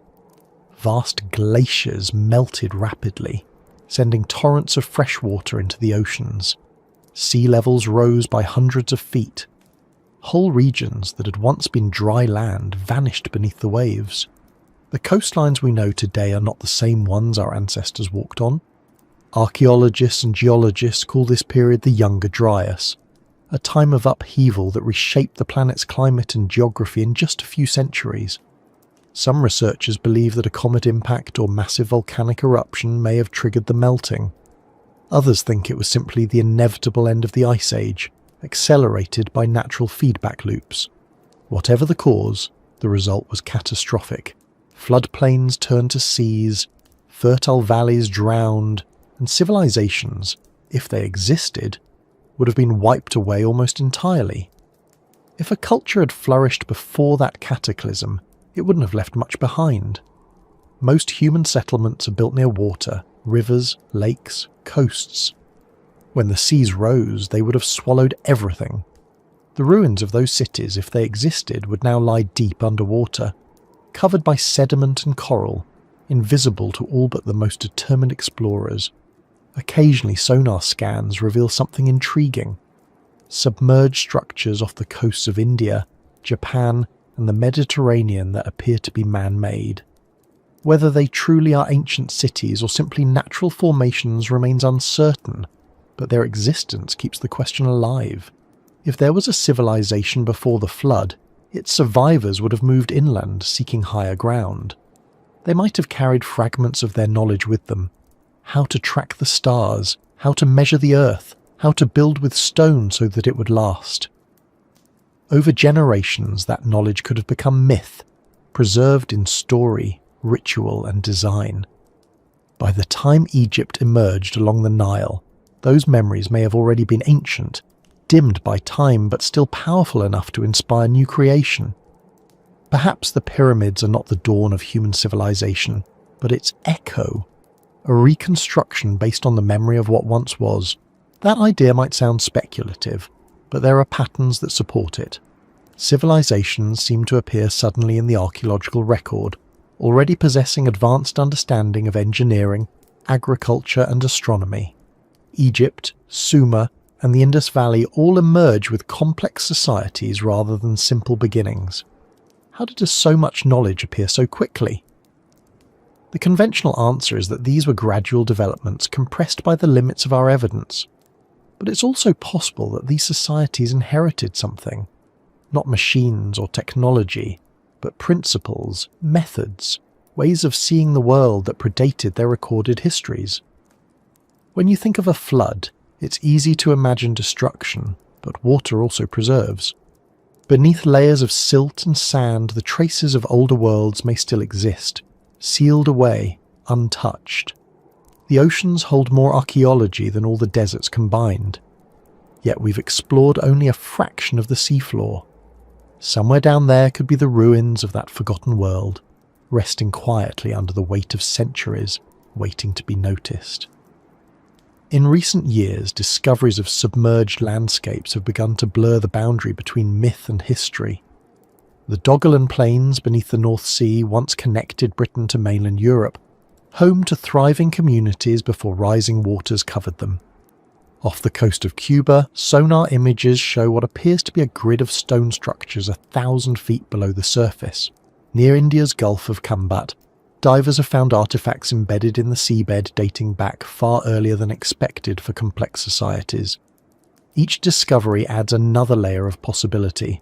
Not proof, but whisper. The past may be deeper than we thought. If such a world did exist, what would its message have been? Maybe it wasn't about conquest or wealth, but survival. The pyramids could represent that lesson carved into permanence, that civilizations rise and fall with the Earth's cycles, and that only knowledge built to endure can bridge the gaps between them. The flood, in that light, becomes not just tragedy, but transition. One world ends, another begins, carrying forward fragments of the old. The ancient Egyptians themselves seem to remember something of this. Their myths speak of a time before time, an age of the gods when the world was first created and later renewed after a great flood. They called it Zep-Tepi, the first time. It was said that wisdom and order were established then, passed down through generations until humans took up the task of maintaining balance. To them, the pyramids weren't just tombs, they were instruments of order, stabilizing the connection between heaven and earth, maintaining what the gods had begun. In that sense, the builders weren't creating something new, they were restoring something remembered. Even the placement of the pyramids near the Nile fits this story. The river itself is a symbol of renewal, its annual flooding both destructive and life-giving. Each year it washed away the old and left behind fertile soil for new growth. The builders would have seen in that rhythm a reflection of the larger cycle of the world, the way everything is destroyed and remade. To align their monuments with the stars and the river was to inscribe that philosophy in stone, to declare that memory and rebirth are one and the same. It's not difficult to see why this idea continues to resonate. The thought of an earlier world lost to catastrophe awakens something ancient in us, a mixture of fear and nostalgia. It reminds us that we too are temporary, that everything we build stands on the edge of impermanence, but it also reassures us that even if worlds are washed away, something endures. Knowledge finds a way to survive. It hides in story, in myth, in architecture. It waits for rediscovery. The flood myth, then, is not just about destruction. It's about communication through time. The people who told those stories weren't only warning about divine punishment or natural disaster. They were trying to pass on a truth, that the world changes, that the sea will rise, that memory must be built stronger than the body. The pyramids are the truth made physical, mountains built by human hands to say, we remember and we want to be remembered. Modern science approaches the question from a different angle, but the sentiment is the same. We study ice cores and sediment layers, tracing climate patterns, learning how fragile our equilibrium really is. We've begun to understand that civilization itself depends on stability, on predictable seasons, on steady coastlines, on balance. The ancients may not have known those terms, but they understood the reality. They saw the power of water to both give and take life, and they responded with stone. If the pyramids are messages, perhaps this is one of them, that survival is not guaranteed, and that the only lasting defense against time is understanding. The people before the flood might have learned that too late. The builders of Giza, perhaps remembering that loss, carved their warning into eternity. They didn't write it in words that could fade or languages that could die. They wrote it in alignment, in proportion, in the enduring logic of geometry. Anyone who can measure can read it. Anyone who can see can feel it. As the sun finally sinks below the horizon, the desert cools. The light that remains is faint, a soft reflection from the sky, just enough to outline the pyramids against the dusk. The world looks calm, but beneath that calmness lies movement. The shifting sands, the slow erosion, the quiet turning of the planet. Nothing is still. Not truly. Even the stars above drift over thousands of years, their positions changing slowly in the great clockwork of the cosmos. Everything moves, but some things move so slowly they appear eternal. That's how memory works too. It shifts, it adapts, it hides its edges, but it never stops existing. If there really was a world before the flood, its people might have looked at the same stars we see now, using them to navigate, to measure, to wonder. They might have known that their time was ending, and perhaps before the waters rose they decided to leave behind something that would outlast the sea, something built not on the shore but on the high ground. something that could tell the future that they had been here and that they had known what was coming. The pyramids might be that gesture, not a beginning, but a preservation. Even now, as the desert night returns, the air cooling and the wind beginning to move again, you can almost imagine those older hands laying the first stones, not to mark death, but to declare continuity. They couldn't stop the flood, but they could make sure the memory of their world would float above it. And perhaps that's what survival really means, not avoiding the flood, but leaving behind something that can be rediscovered once the waters recede. The stars begin to reappear, one by one, the same constellations that have watched every age of humanity. Their light travels through the dark, reaching the stones just as it always has. The world below changes, but the dialogue continues. Maybe that's what the first civilization wanted to preserve. Not a name or a story, but a way of listening, a way of remembering that meaning can outlast even the sea. And as the night deepens, the pyramids settle back into their silence, their message carried now not by the sun but by starlight.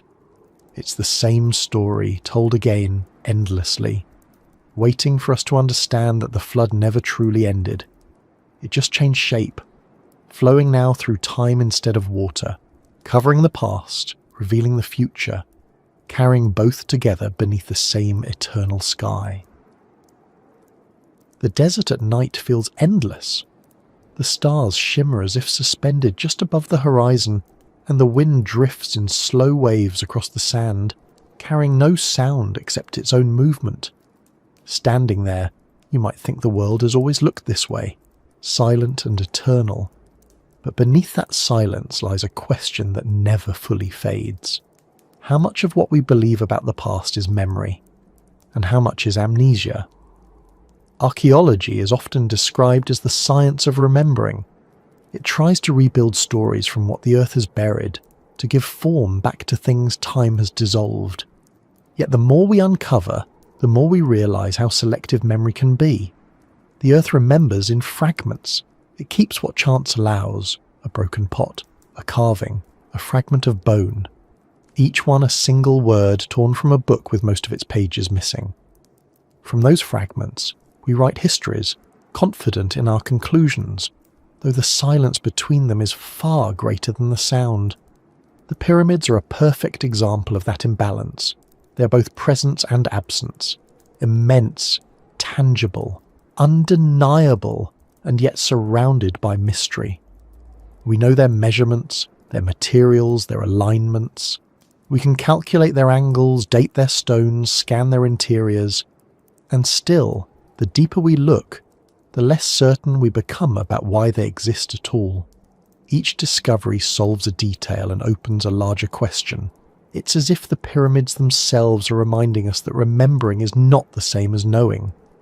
Archaeologists have mapped nearly every visible stone on the Giza Plateau. They've studied tool marks, quarry routes, worker settlements, burial chambers, and fragments of writing. Those findings tell a story of organisation and skill, of thousands of labourers working over decades with remarkable precision. It's an impressive story, but it's also incomplete. There are missing lines in the record, gaps that stretch for centuries, unexplained jumps in knowledge, lost transitions between techniques. The truth may still lie somewhere beneath the sand waiting to be revealed. Or it may be gone forever, erased not by conspiracy, but by time's quiet indifference. That's the difficult thing about archaeology. It's a science that depends entirely on what survives, and survival is never fair. Fire, flood, and erosion decide what remains, not intention. Whole civilizations could rise and vanish without leaving a trace simply because the materials they built with didn't endure. We call those cultures primitive because we can't see them, but invisibility isn't the same as simplicity. Sometimes the most advanced things disappear fastest. Our own world proves that. Imagine 1,000 years from now, or 10,000. Most of what defines our civilization, our steel towers, our plastic, our circuitry, will have decayed. The forests will reclaim our cities, and the deserts will roll over our roads. What will remain? Maybe a few scattered foundations, a trace of glass, a fossilized pattern of streets. Archaeologists of that distant future might find our ruins and wonder how a society capable of such order left behind so little evidence. They might debate whether we were as advanced as our monuments suggest, or whether our achievements have been exaggerated by myth. It's the same argument we have about the ancients. That thought changes how you look at the pyramids. They may not be exceptional because they're mysterious. They may be mysterious because they're exceptional. They're what survived when everything else didn't. Every grain of sand that covers the old cities, every ruined temple beneath the Nile, every erased name on a broken wall, all of it makes the pyramids stand out more, like the last sentence of a forgotten book. We remember them precisely because they refuse to disappear. But there's another side to that. What if the things we've lost aren't just physical? What if the real amnesia lies in our way of thinking? Modern science is built on evidence, and that's its strength.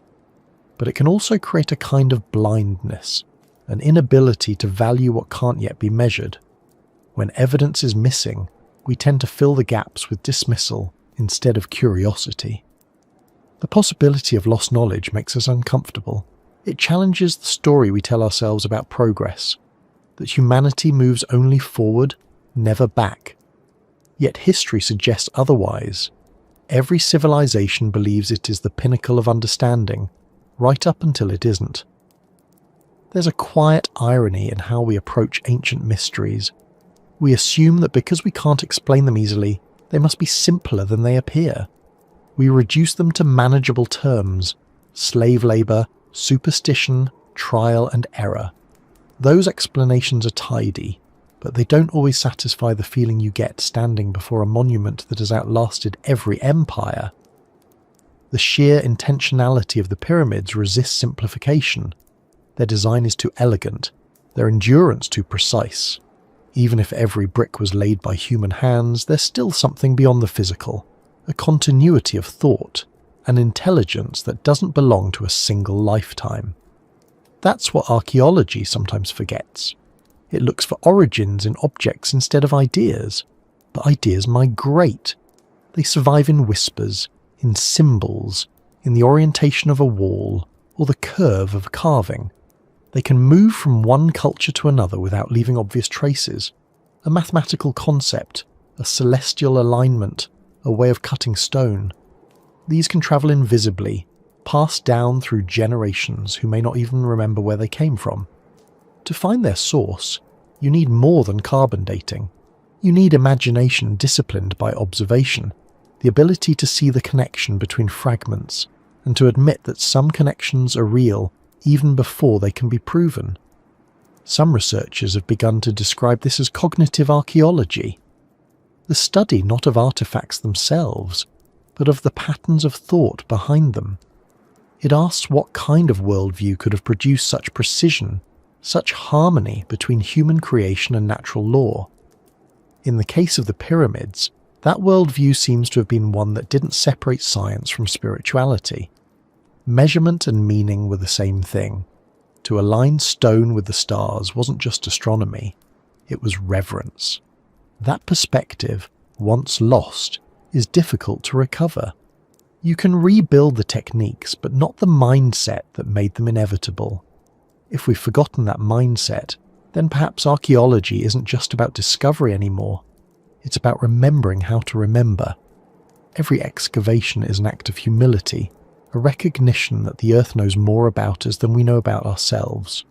The sand is patient, it waits. It doesn't reveal everything at once.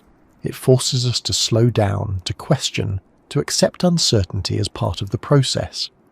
That's not how modern thinking likes to operate. We prefer answers, conclusions, proofs. But the past doesn't always offer those. Sometimes it only offers presence. The silent weight of stone against the sky, asking questions instead of answering them. When archaeologists study the pyramids today, they use technologies that sound almost futuristic. Ground-penetrating radar, muon tomography, infrared imaging. These tools reveal voids and corridors inside the structures that no one had seen before. Every discovery brings new excitement, but also new confusion. Hidden chambers that defy explanation, alignments that still seem too perfect to have been accidental. We can map them with precision, but we still don't fully understand their purpose. The pyramids remain slightly ahead of us, always a few steps beyond certainty, as if deliberately designed to outlast not just time but comprehension. That might be part of their power. They remind us that knowledge is not ownership. You can measure a monument and still not possess its meaning. Understanding the physical structure doesn't guarantee access to the thought behind it. The ancients knew that. They built with the expectation that the essence of their work would survive even if the details were lost. The pyramids are not just preserved artifacts, they are preserved intentions. To see them is to sense that the builders were speaking to the future, trusting that someone someday would listen. Maybe that's what archaeology should be, a form of listening, not just to stones and artifacts, but to silence, to patterns, to the faint resonance of human persistence. When you walk through an excavation site, there's a kind of quiet respect that overtakes you. Each brushstroke of sand reveals not just an object, but a gesture. The mark of someone's hand, someone's thought, frozen in time. In that moment, the distance between past and present disappears. The archaeologist becomes part of the same continuum, the latest in a long chain of people trying to be remembered by remembering others. Amnesia, on the other hand, is easy. It doesn't require effort, only distraction. Civilizations forget when they stop asking questions. When monuments become backdrops instead of mysteries. When the past becomes trivia instead of guidance. That's the risk of living surrounded by so much information. We confuse knowing with understanding. We can name every dynasty, date every artifact, recite every theory, and still miss the feeling of wonder that made those things possible. The ancients built for eternity. We build for convenience. They thought in millennia. We think in minutes. It's not a loss of intelligence, but of attention. Yet attention is exactly what the pyramids demand. They don't reveal themselves to casual glances. They require stillness. To really see them, you have to stop. You have to let your eyes adjust to the brightness, your body to the heat, your mind to the scale. Only then does the geometry begin to speak. That act of looking, of truly observing, is the opposite of amnesia. It's memory made active. It's how we rejoin the conversation the builders began. The difference between archaeology and amnesia, then, might be nothing more than curiosity. One asks, "What happened here?" The other says, "It doesn't matter." Every time we choose to wonder, we push back against forgetting. Every time we uncover something, even a small thing, we remind ourselves that knowledge isn't a straight line, it's a spiral looping back over itself, each discovery connecting to something older, something we didn't realize we'd lost. The pyramids stand as the greatest proof of that. They're not just relics of history, they're reminders of what history itself is. A fragile conversation between what we keep and what we forget. Maybe that's why they've lasted so long. They aren't just memories of a civilization, they're tools for remembering how to remember. As the night deepens, the stars wheel overhead, the same ones that guided the builders and the same ones that watch over the archaeologists working by floodlight below. Each discovery glows briefly in the dark, another fragment of memory returned to the surface. And in that light, the line between science and story blurs. Archaeology becomes less about solving the mystery and more about participating in it. The desert doesn't rush. It teaches through patience. The sand will give back what it chooses when it chooses. Until then, the pyramids remain, steady, waiting, reminding us that amnesia is temporary, but the truth beneath it is permanent. We may forget, but the world remembers. The stones remember. They always have. And somewhere beneath the surface, beneath all that buried time, something else might still be waiting. The next word in the story, the next piece of the message, Another fragment of the same conversation we've been trying to rejoin since the first moment we decided that silence deserved to be answered. Every civilization wants to speak to the future is one of the quiet constants of being human. This need to leave something behind that says, we were here. Whether it's carved in stone, stored in data, or whispered through story, the impulse is always the same. We build, we write, we record, hoping that time will be kind enough to listen. The pyramids are part of that impulse, but so are we. Every archive, every message sent into space, every photograph stored on a hard drive is a modern version of the same ancient gesture. The difference is that the ancients built their message to last. We build ours to move. When you look at the pyramids through that lens, they become less of a mystery and more of a mirror. They are what permanence looks like when translated into human form. Each block, each alignment, each calculation is an act of communication directed not to their own time, but to all time. The builders couldn't know who would come after them, or what language those people would speak, but they built anyway. They trusted that form itself could speak where words would fail. That kind of faith in communication is rare. We tend to assume that meaning requires translation, that to understand we must share language, culture, or context. But the pyramids remind us that meaning can also live in structure, in pattern, in endurance. You don't need to read hieroglyphs to feel the weight of those stones, to sense the patience that shaped them. The message isn't hidden inside the monument, it is the monument. Permanence itself is the sentence. If you think about it, we've never stopped trying to do the same thing, just in different materials. We send spacecraft beyond the solar system carrying golden records with greetings in every language, hoping that someone, somewhere, might one day find them and understand that we existed. We launch satellites to orbit the Earth indefinitely, full of information about our species. We store petabytes of data in underground vaults, freeze seeds in Arctic ice, encode DNA with fragments of literature. It's all the same conversation, a message addressed not to the present, but to whatever comes next. The pyramids are the earliest known examples of that communication done successfully. They've outlasted every empire, every flood, every translation. They've spoken to cultures that didn't exist when they were built. They've been read as tombs, temples, observatories, symbols, mysteries. Each interpretation a new language added to the same enduring statement. The fact that we're still talking about them proves that the message worked. It didn't need to be specific. It only needed to survive. There's something profound in that simplicity. To communicate across millennia, you don't need technology, you need durability. The medium must outlast misunderstanding. Stone can do that, light can do that, geometry can do that, but language changes too fast. It decays like everything else organic. The builders of the pyramids seem to understand this instinctively. They didn't write their message in script, they wrote it in alignment. They made their meaning something that could not erode. When you imagine the future looking back at us, the comparison becomes uncomfortable. Most of what defines our civilization exists in fragile forms. Our data lives in servers powered by systems that require constant maintenance.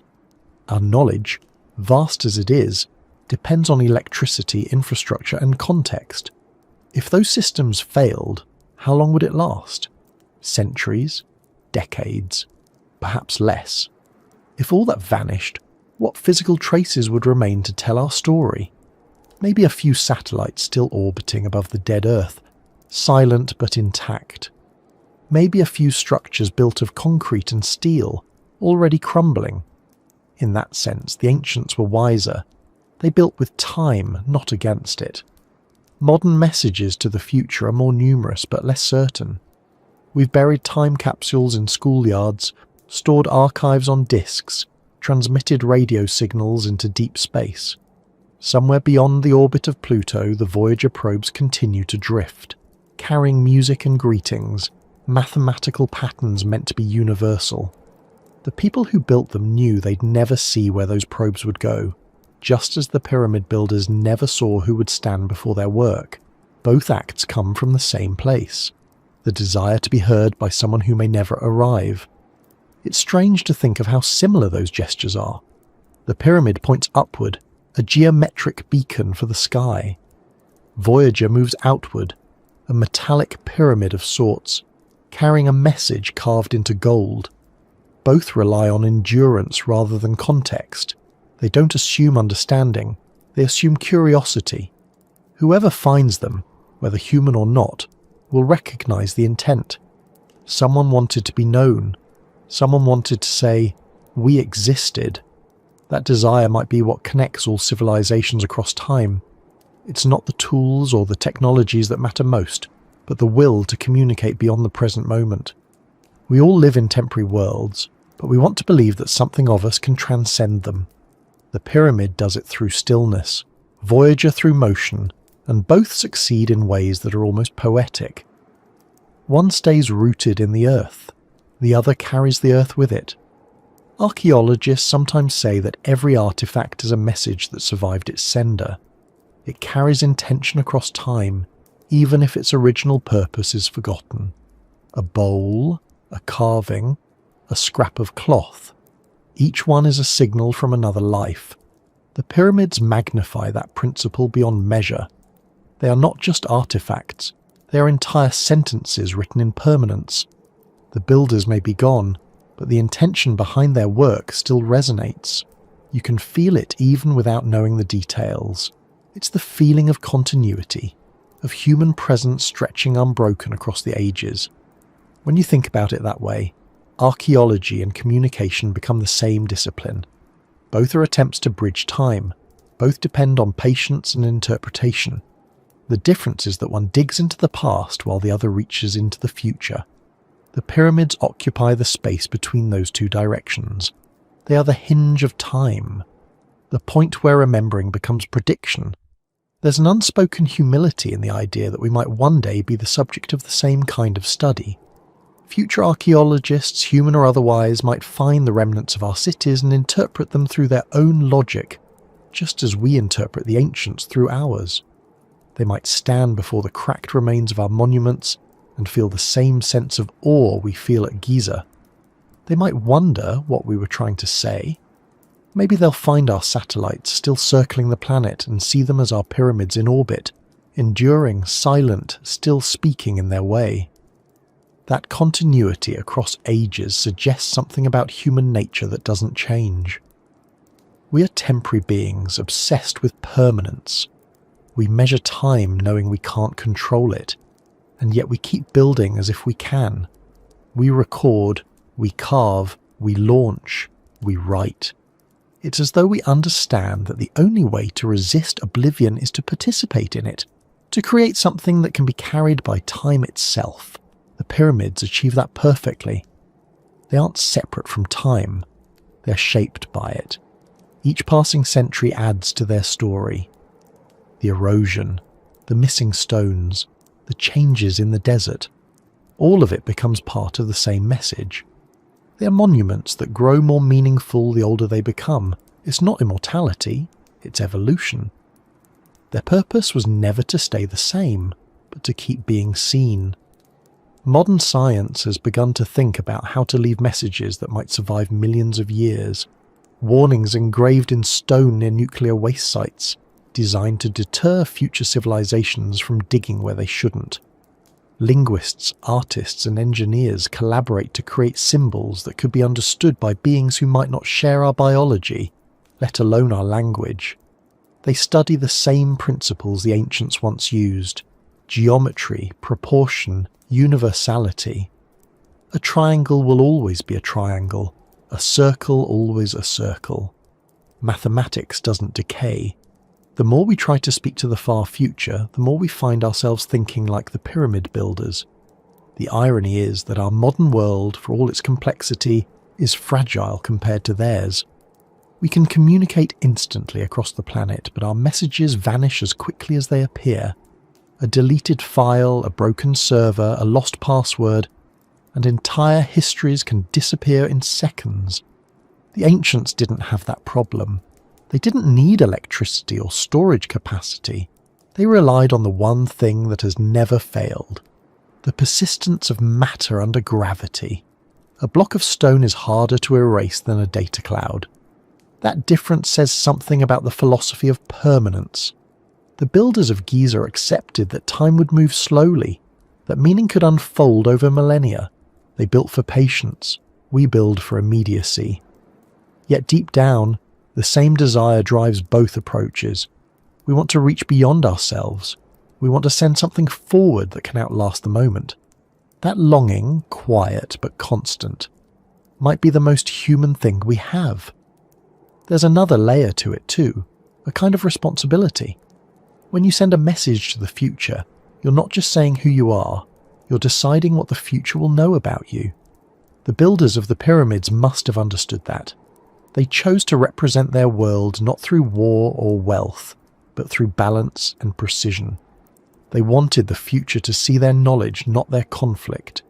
They chose endurance over noise. That choice matters. What we choose to preserve says as much about us as what we forget. If we were to send one message today that could last as long as the pyramids, what would it be? What shape would we trust to carry meaning through ages of change? Would it be a monument, a spacecraft, a digital archive? Or would it be something simpler, a pattern, a ratio, a principle? Maybe the best messages aren't complex. Maybe they're the ones that can survive without interpretation, the ones that feel right even when their origin is lost. That's what the pyramids achieved. They don't explain themselves, they simply are, and in their existence they continue to communicate. As the night deepens again and the stars begin to reclaim the sky, the pyramids stand as they always have, massive, silent, yet full of expression. The same light that once touched them now travels through our telescopes, through our satellites, through the thin atmosphere of our communication networks. The same photons that once illuminated the stones now carry our voices across oceans. The medium changes, but the message remains. We are still trying to speak across time. The pyramids remind us that it can be done. That meaning, if shaped carefully enough, can survive the collapse of languages, the shifting of continents, the rising of seas. It only requires patience and the humility to build with both the earth and time in mind. The builders may not have known us, but they built for us anyway. They built for everyone who would ever wonder, and in that act they became our teachers. They showed that to leave a message for the future, you don't need to predict what will come, only to trust that someone will care enough to look. The message doesn't need to be loud. It just needs to last long enough for light to find it again. Somewhere beyond the horizon, another dawn begins to form, the first faint line of brightness stretching upward.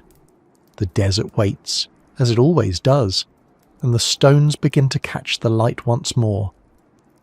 Another day, another reading of the same eternal message, written in geometry and patience, repeating quietly into the endless future.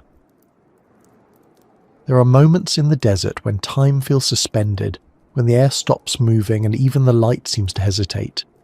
The horizon becomes an unbroken line between silence and infinity, and everything, including thought, slows to the rhythm of something older than memory.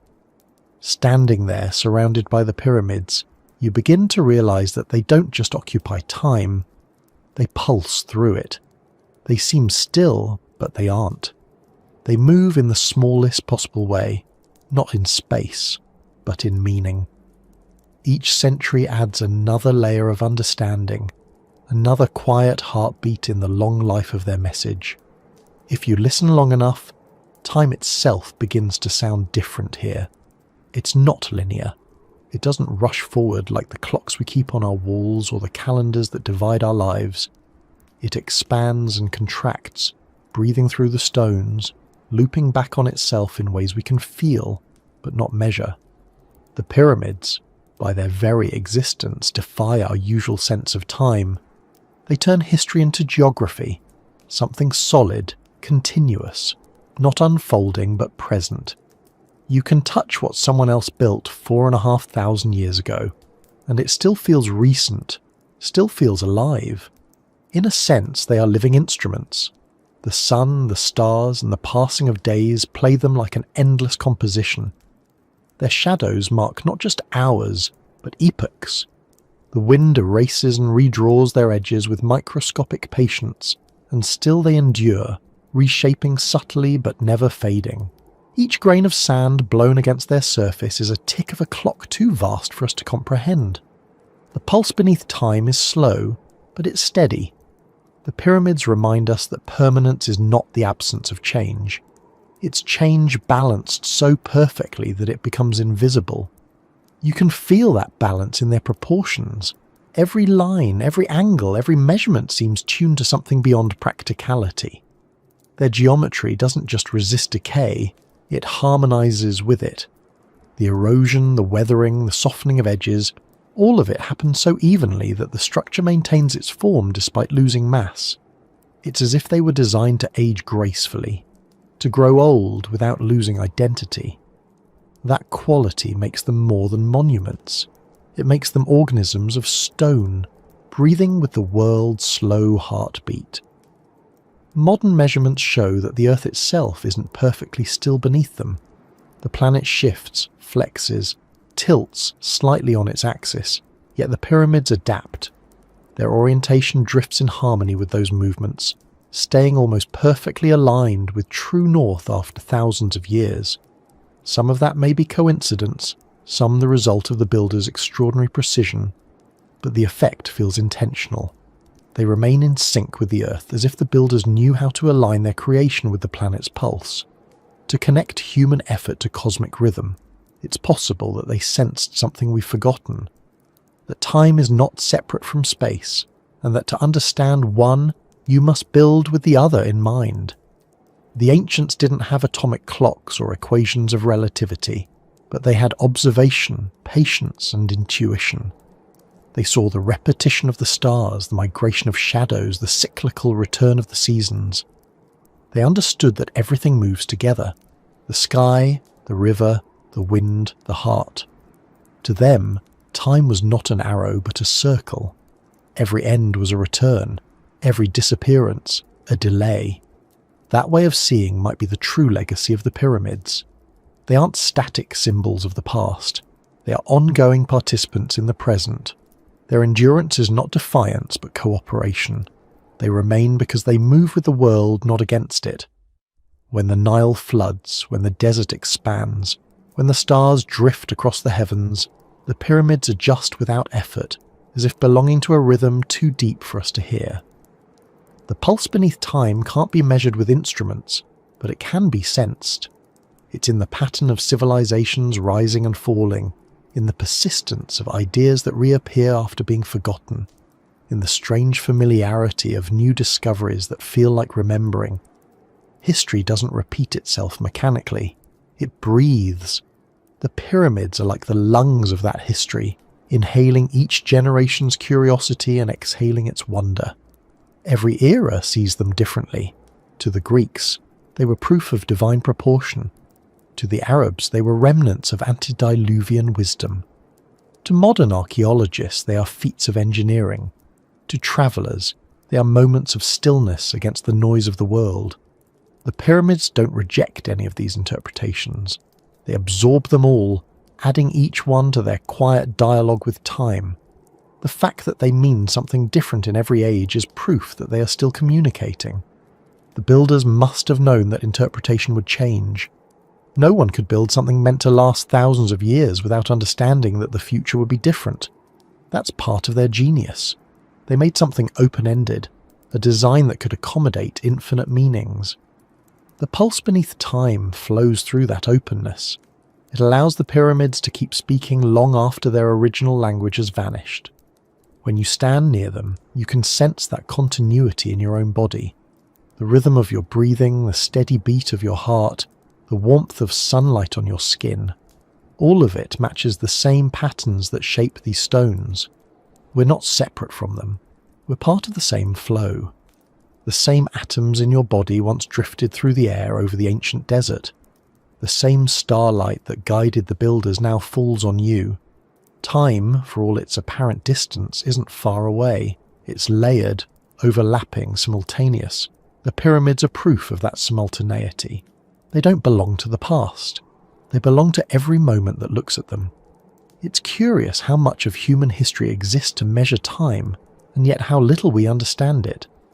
We build clocks, calendars, machines that count the movement of electrons, but none of them capture what time feels like. The pyramids do. They measure time not in seconds, but in endurance. Their existence shows what happens when you align human effort with natural rhythm instead of fighting it. Time becomes partnership, not opposition. Every crack in their surface, every weathered edge, every missing stone is part of that partnership. They've aged the way old trees do, changing form but not identity. Their imperfections aren't failures, they're the marks of participation. They've been in conversation with wind and light for thousands of years, and both have left their handwriting on the surface. To touch the stone is to touch a texture written by time itself. The idea that a monument could have a pulse might sound poetic, but it's also literal in its own way. Heat expands the stones during the day, contracts them at night. That daily breathing moves through the structure like a heartbeat, slow but measurable. The stones crack and shift imperceptibly, yet the shape remains intact. Even silence has rhythm. The pyramid listens to the sun and responds without sound. If you step back and think about humanity as a single, long-lived being, the pyramids are like its heartbeats, points of persistence that mark the continuity of consciousness. Each generation that rediscovers them adds another thump to that rhythm. They remind us that the passage of time doesn't erase meaning, it deepens it. What survives isn't what resists time, but what harmonizes with it. In that sense, maybe the builders weren't trying to conquer death at all. Maybe they were trying to join life's larger continuity, to sync themselves with the rhythm of the universe so that their existence wouldn't end, just change form. When we call them tombs, we focus on death, but perhaps they were meant as transitions. The pharaohs buried within weren't meant to rest. They were meant to continue, to move into the pulse that outlasts time. You can almost see that philosophy reflected in the layout of the complex. The causeways linking the pyramids to their temples resemble arteries. The smaller satellite pyramids around the great ones echo cells orbiting a nucleus. The design feels biological, not mechanical, alive, interconnected, responsive. It's as though the builders replicated life's own architecture in stone. The pulse beneath time flows through every level of that design, from the cosmic to the cellular. Even our understanding of time's passage seems to mirror this idea. Physics tells us that time and space are intertwined, that gravity bends them together, that massive objects, like the Earth, like the pyramids themselves, slightly alter the flow of time around them. It's subtle, imperceptible, but real. The presence of something enduring literally slows time in its vicinity, even if only by a fraction of a second. The pyramids may not just symbolize permanence, they create it, distorting the rhythm of time by their sheer mass. It's as if they physically anchor the present to itself. The pulse beneath time, then, isn't something mystical. It's simply the universe in motion, energy shifting, matter settling, stars burning, civilizations remembering and forgetting in cycles. The pyramids endure because they reflect that motion without resisting it. They've survived earthquakes, invasions, and empires, not by strength alone, but by cooperation with the physics of their environment. They don't fight the wind, they guide it. They don't defy gravity, they perfect it. They don't fear time, they inhabit it. That understanding, quiet and patient, may be the real message they carry. Not a secret technology or a lost map, but a philosophy. That endurance comes from rhythm, not resistance. To live in balance with the pulse beneath time is to build in harmony with what lasts.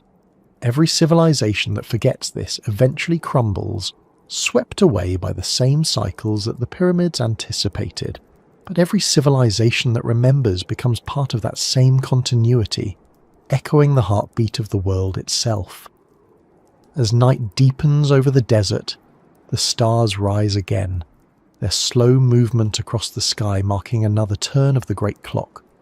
The pyramids, Their edges softened by starlight seem to float in the darkness. The temperature drops, the stones contract slightly. A subtle shift that no one notices but that has happened every night for thousands of years. The rhythm continues. Expansion, contraction, light, shadow, silence, wind. The same sequence repeating endlessly. If you close your eyes, you can almost hear it. Not as sound, but as presence. The pulse beneath time isn't something to be detected. It's something to be felt. It's there in the rhythm of your breath, in the faint vibration of the earth beneath your feet, in the steady movement of the stars above. The same rhythm that guided the builders guides us still. We've just learned to drown it out with noise, but here in the desert there's no noise, only the hum of existence, steady, low and eternal. The pyramids don't break that silence, they join it, they amplify it. They remind us that time isn't something to escape, but something to join, that the goal isn't to outlast the world, but to align with its heartbeat. And as the stars wheel above and the darkness deepens, you begin to feel it, that quiet synchronization, that soft alignment between what moves in the sky and what stands on the ground. It's not a metaphor, it's the real, physical pulse of the universe, the rhythm the builders once understood and recorded in stone. The pyramids still keep that rhythm, still measure it, still echo it back to anyone who's willing to stand still long enough to listen. And somewhere, beneath that rhythm, beneath the slow breathing of the earth, beneath even the shifting of the sands, something deeper continues to move. The same pulse that's been there since the first spark of creation. The same one that will still be there when all our names are forgotten, beating quietly beneath the flow of everything we call time. The horizon begins to pale long before the sun appears. The air over the desert shifts in colour almost imperceptibly, black to indigo, indigo to blue, then to that faint grey light that doesn't belong to day or night. The stars begin to fade one by one, reluctant to leave, and the sand takes on a muted glow, as if remembering the warmth that will soon return. The pyramids wait, as they always do, unmoving but expectant, their edges barely visible in the half-light. This is the moment the world breathes between cycles, when night ends but morning hasn't yet begun. It's the hour when everything seems possible and nothing demands to be known. The first rays of sunlight appear like a whisper rather than a burst, stretching across the horizon until they touch the tip of each pyramid. For a brief instant before the day fully arrives, the light balances perfectly, one soft gleam on each ancient peak, as if the world itself is tracing its own signature across stone. The desert responds in silence. The wind pauses, the air stills, and for that instant time feels folded. Every sunrise that has ever touched these stones seems to exist together. The first, the 1,000th, the 1,000,000th still to come. You realise then that the light isn't just something the pyramids receive, it's something they return. That exchange between light and stone feels like the last secret the builders left behind. Everything else, the measurements, the alignments, the myths, all of it leads back to this simple interaction. The pyramids were made to greet the dawn, to stand precisely where the first light could find them, not to worship the sun, but to acknowledge it, to recognise the rhythm of the universe and participate in it without resistance. It's a quiet form of communication, a conversation that never ends because both sides understand the language. For thousands of years, that dialogue has continued without interruption. Empires have risen and collapsed. Rivers have changed course. Mountains have eroded to dust. Yet every morning the light returns, and the stones answer. That's what makes them timeless. Not their age, but their constancy. They don't need to adapt to meaning. They are meaning. The expression of endurance written into the earth's surface.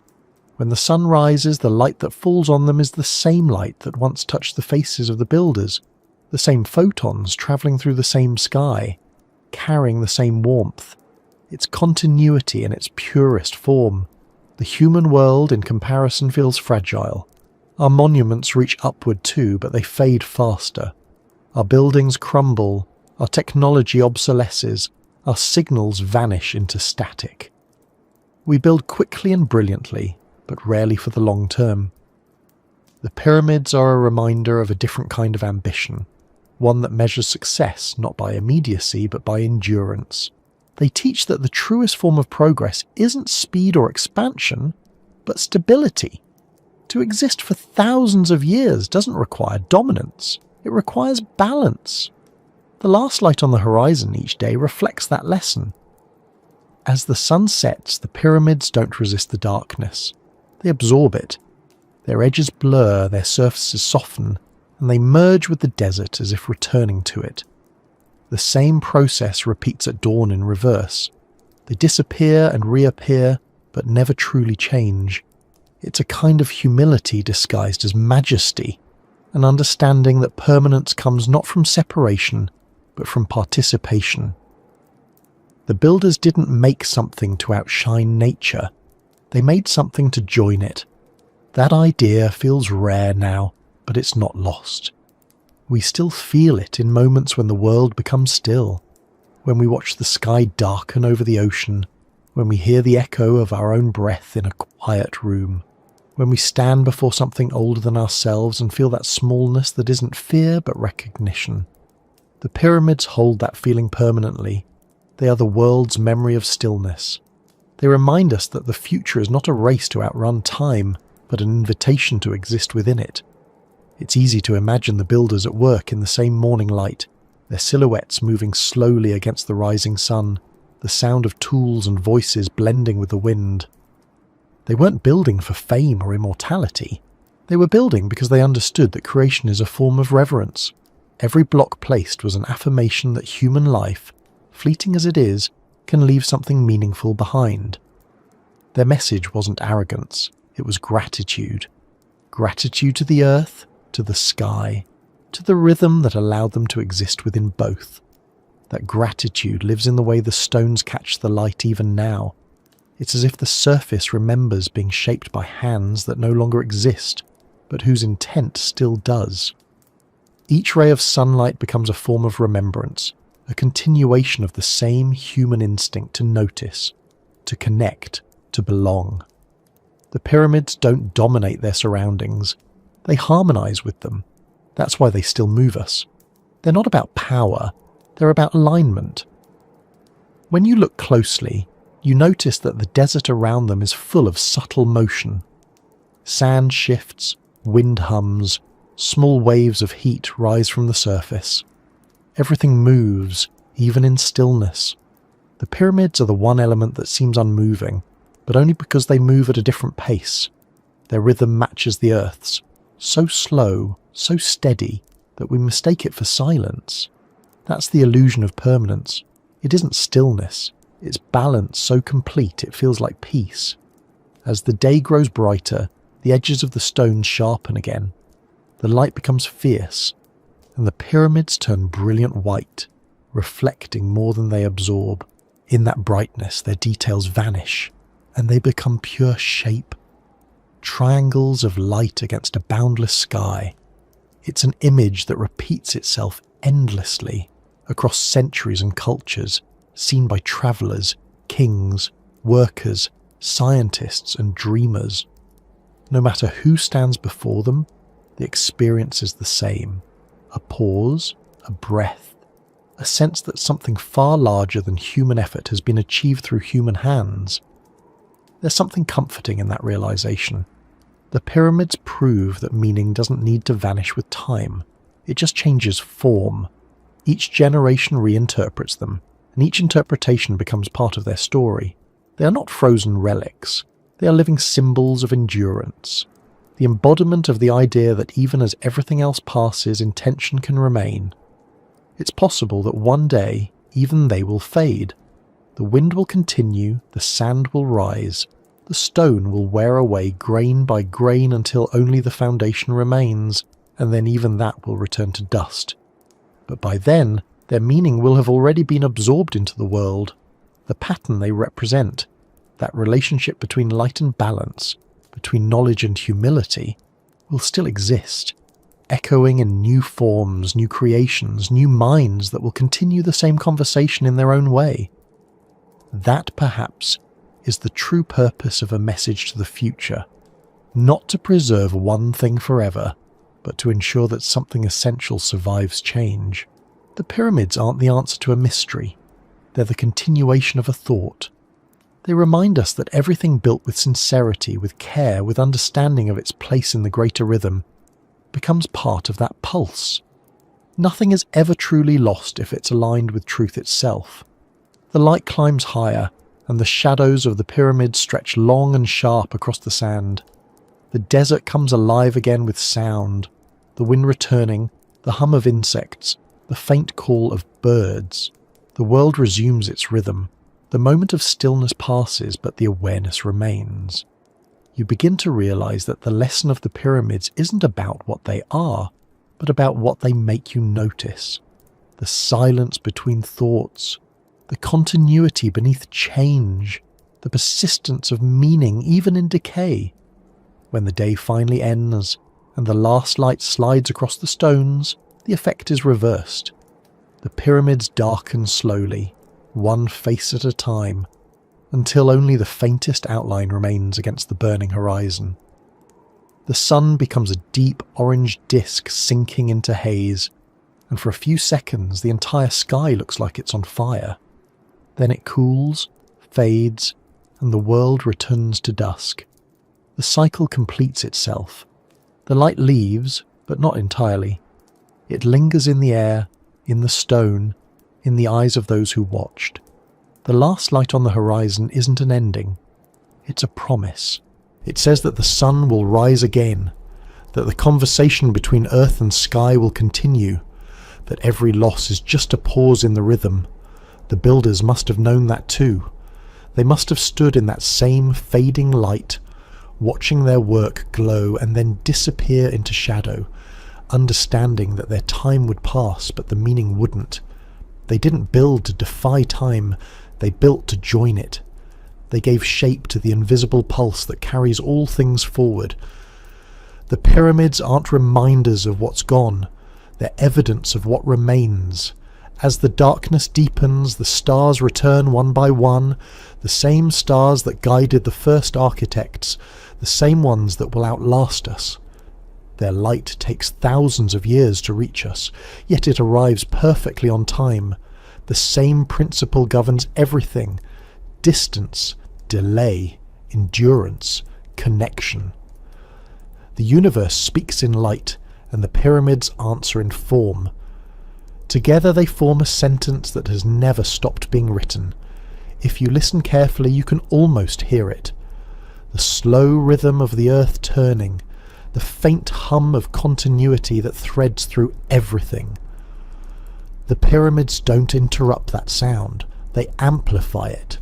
They are instruments built not to make noise, but to make silence louder, to remind us that beneath every beginning and ending, there's a constant presence holding it all together. That's what endures when everything else falls away. The last light finally fades, leaving only the silhouettes against the starlit sky. The air cools, the sand settles, the world returns to its quiet breathing. Somewhere within that stillness, the same message continues. Patient, endless, unchanged. It isn't written in any language we can translate, but we understand it anyway. It says only this: we were here, we looked at the sky, and we tried to remember that we belong to it.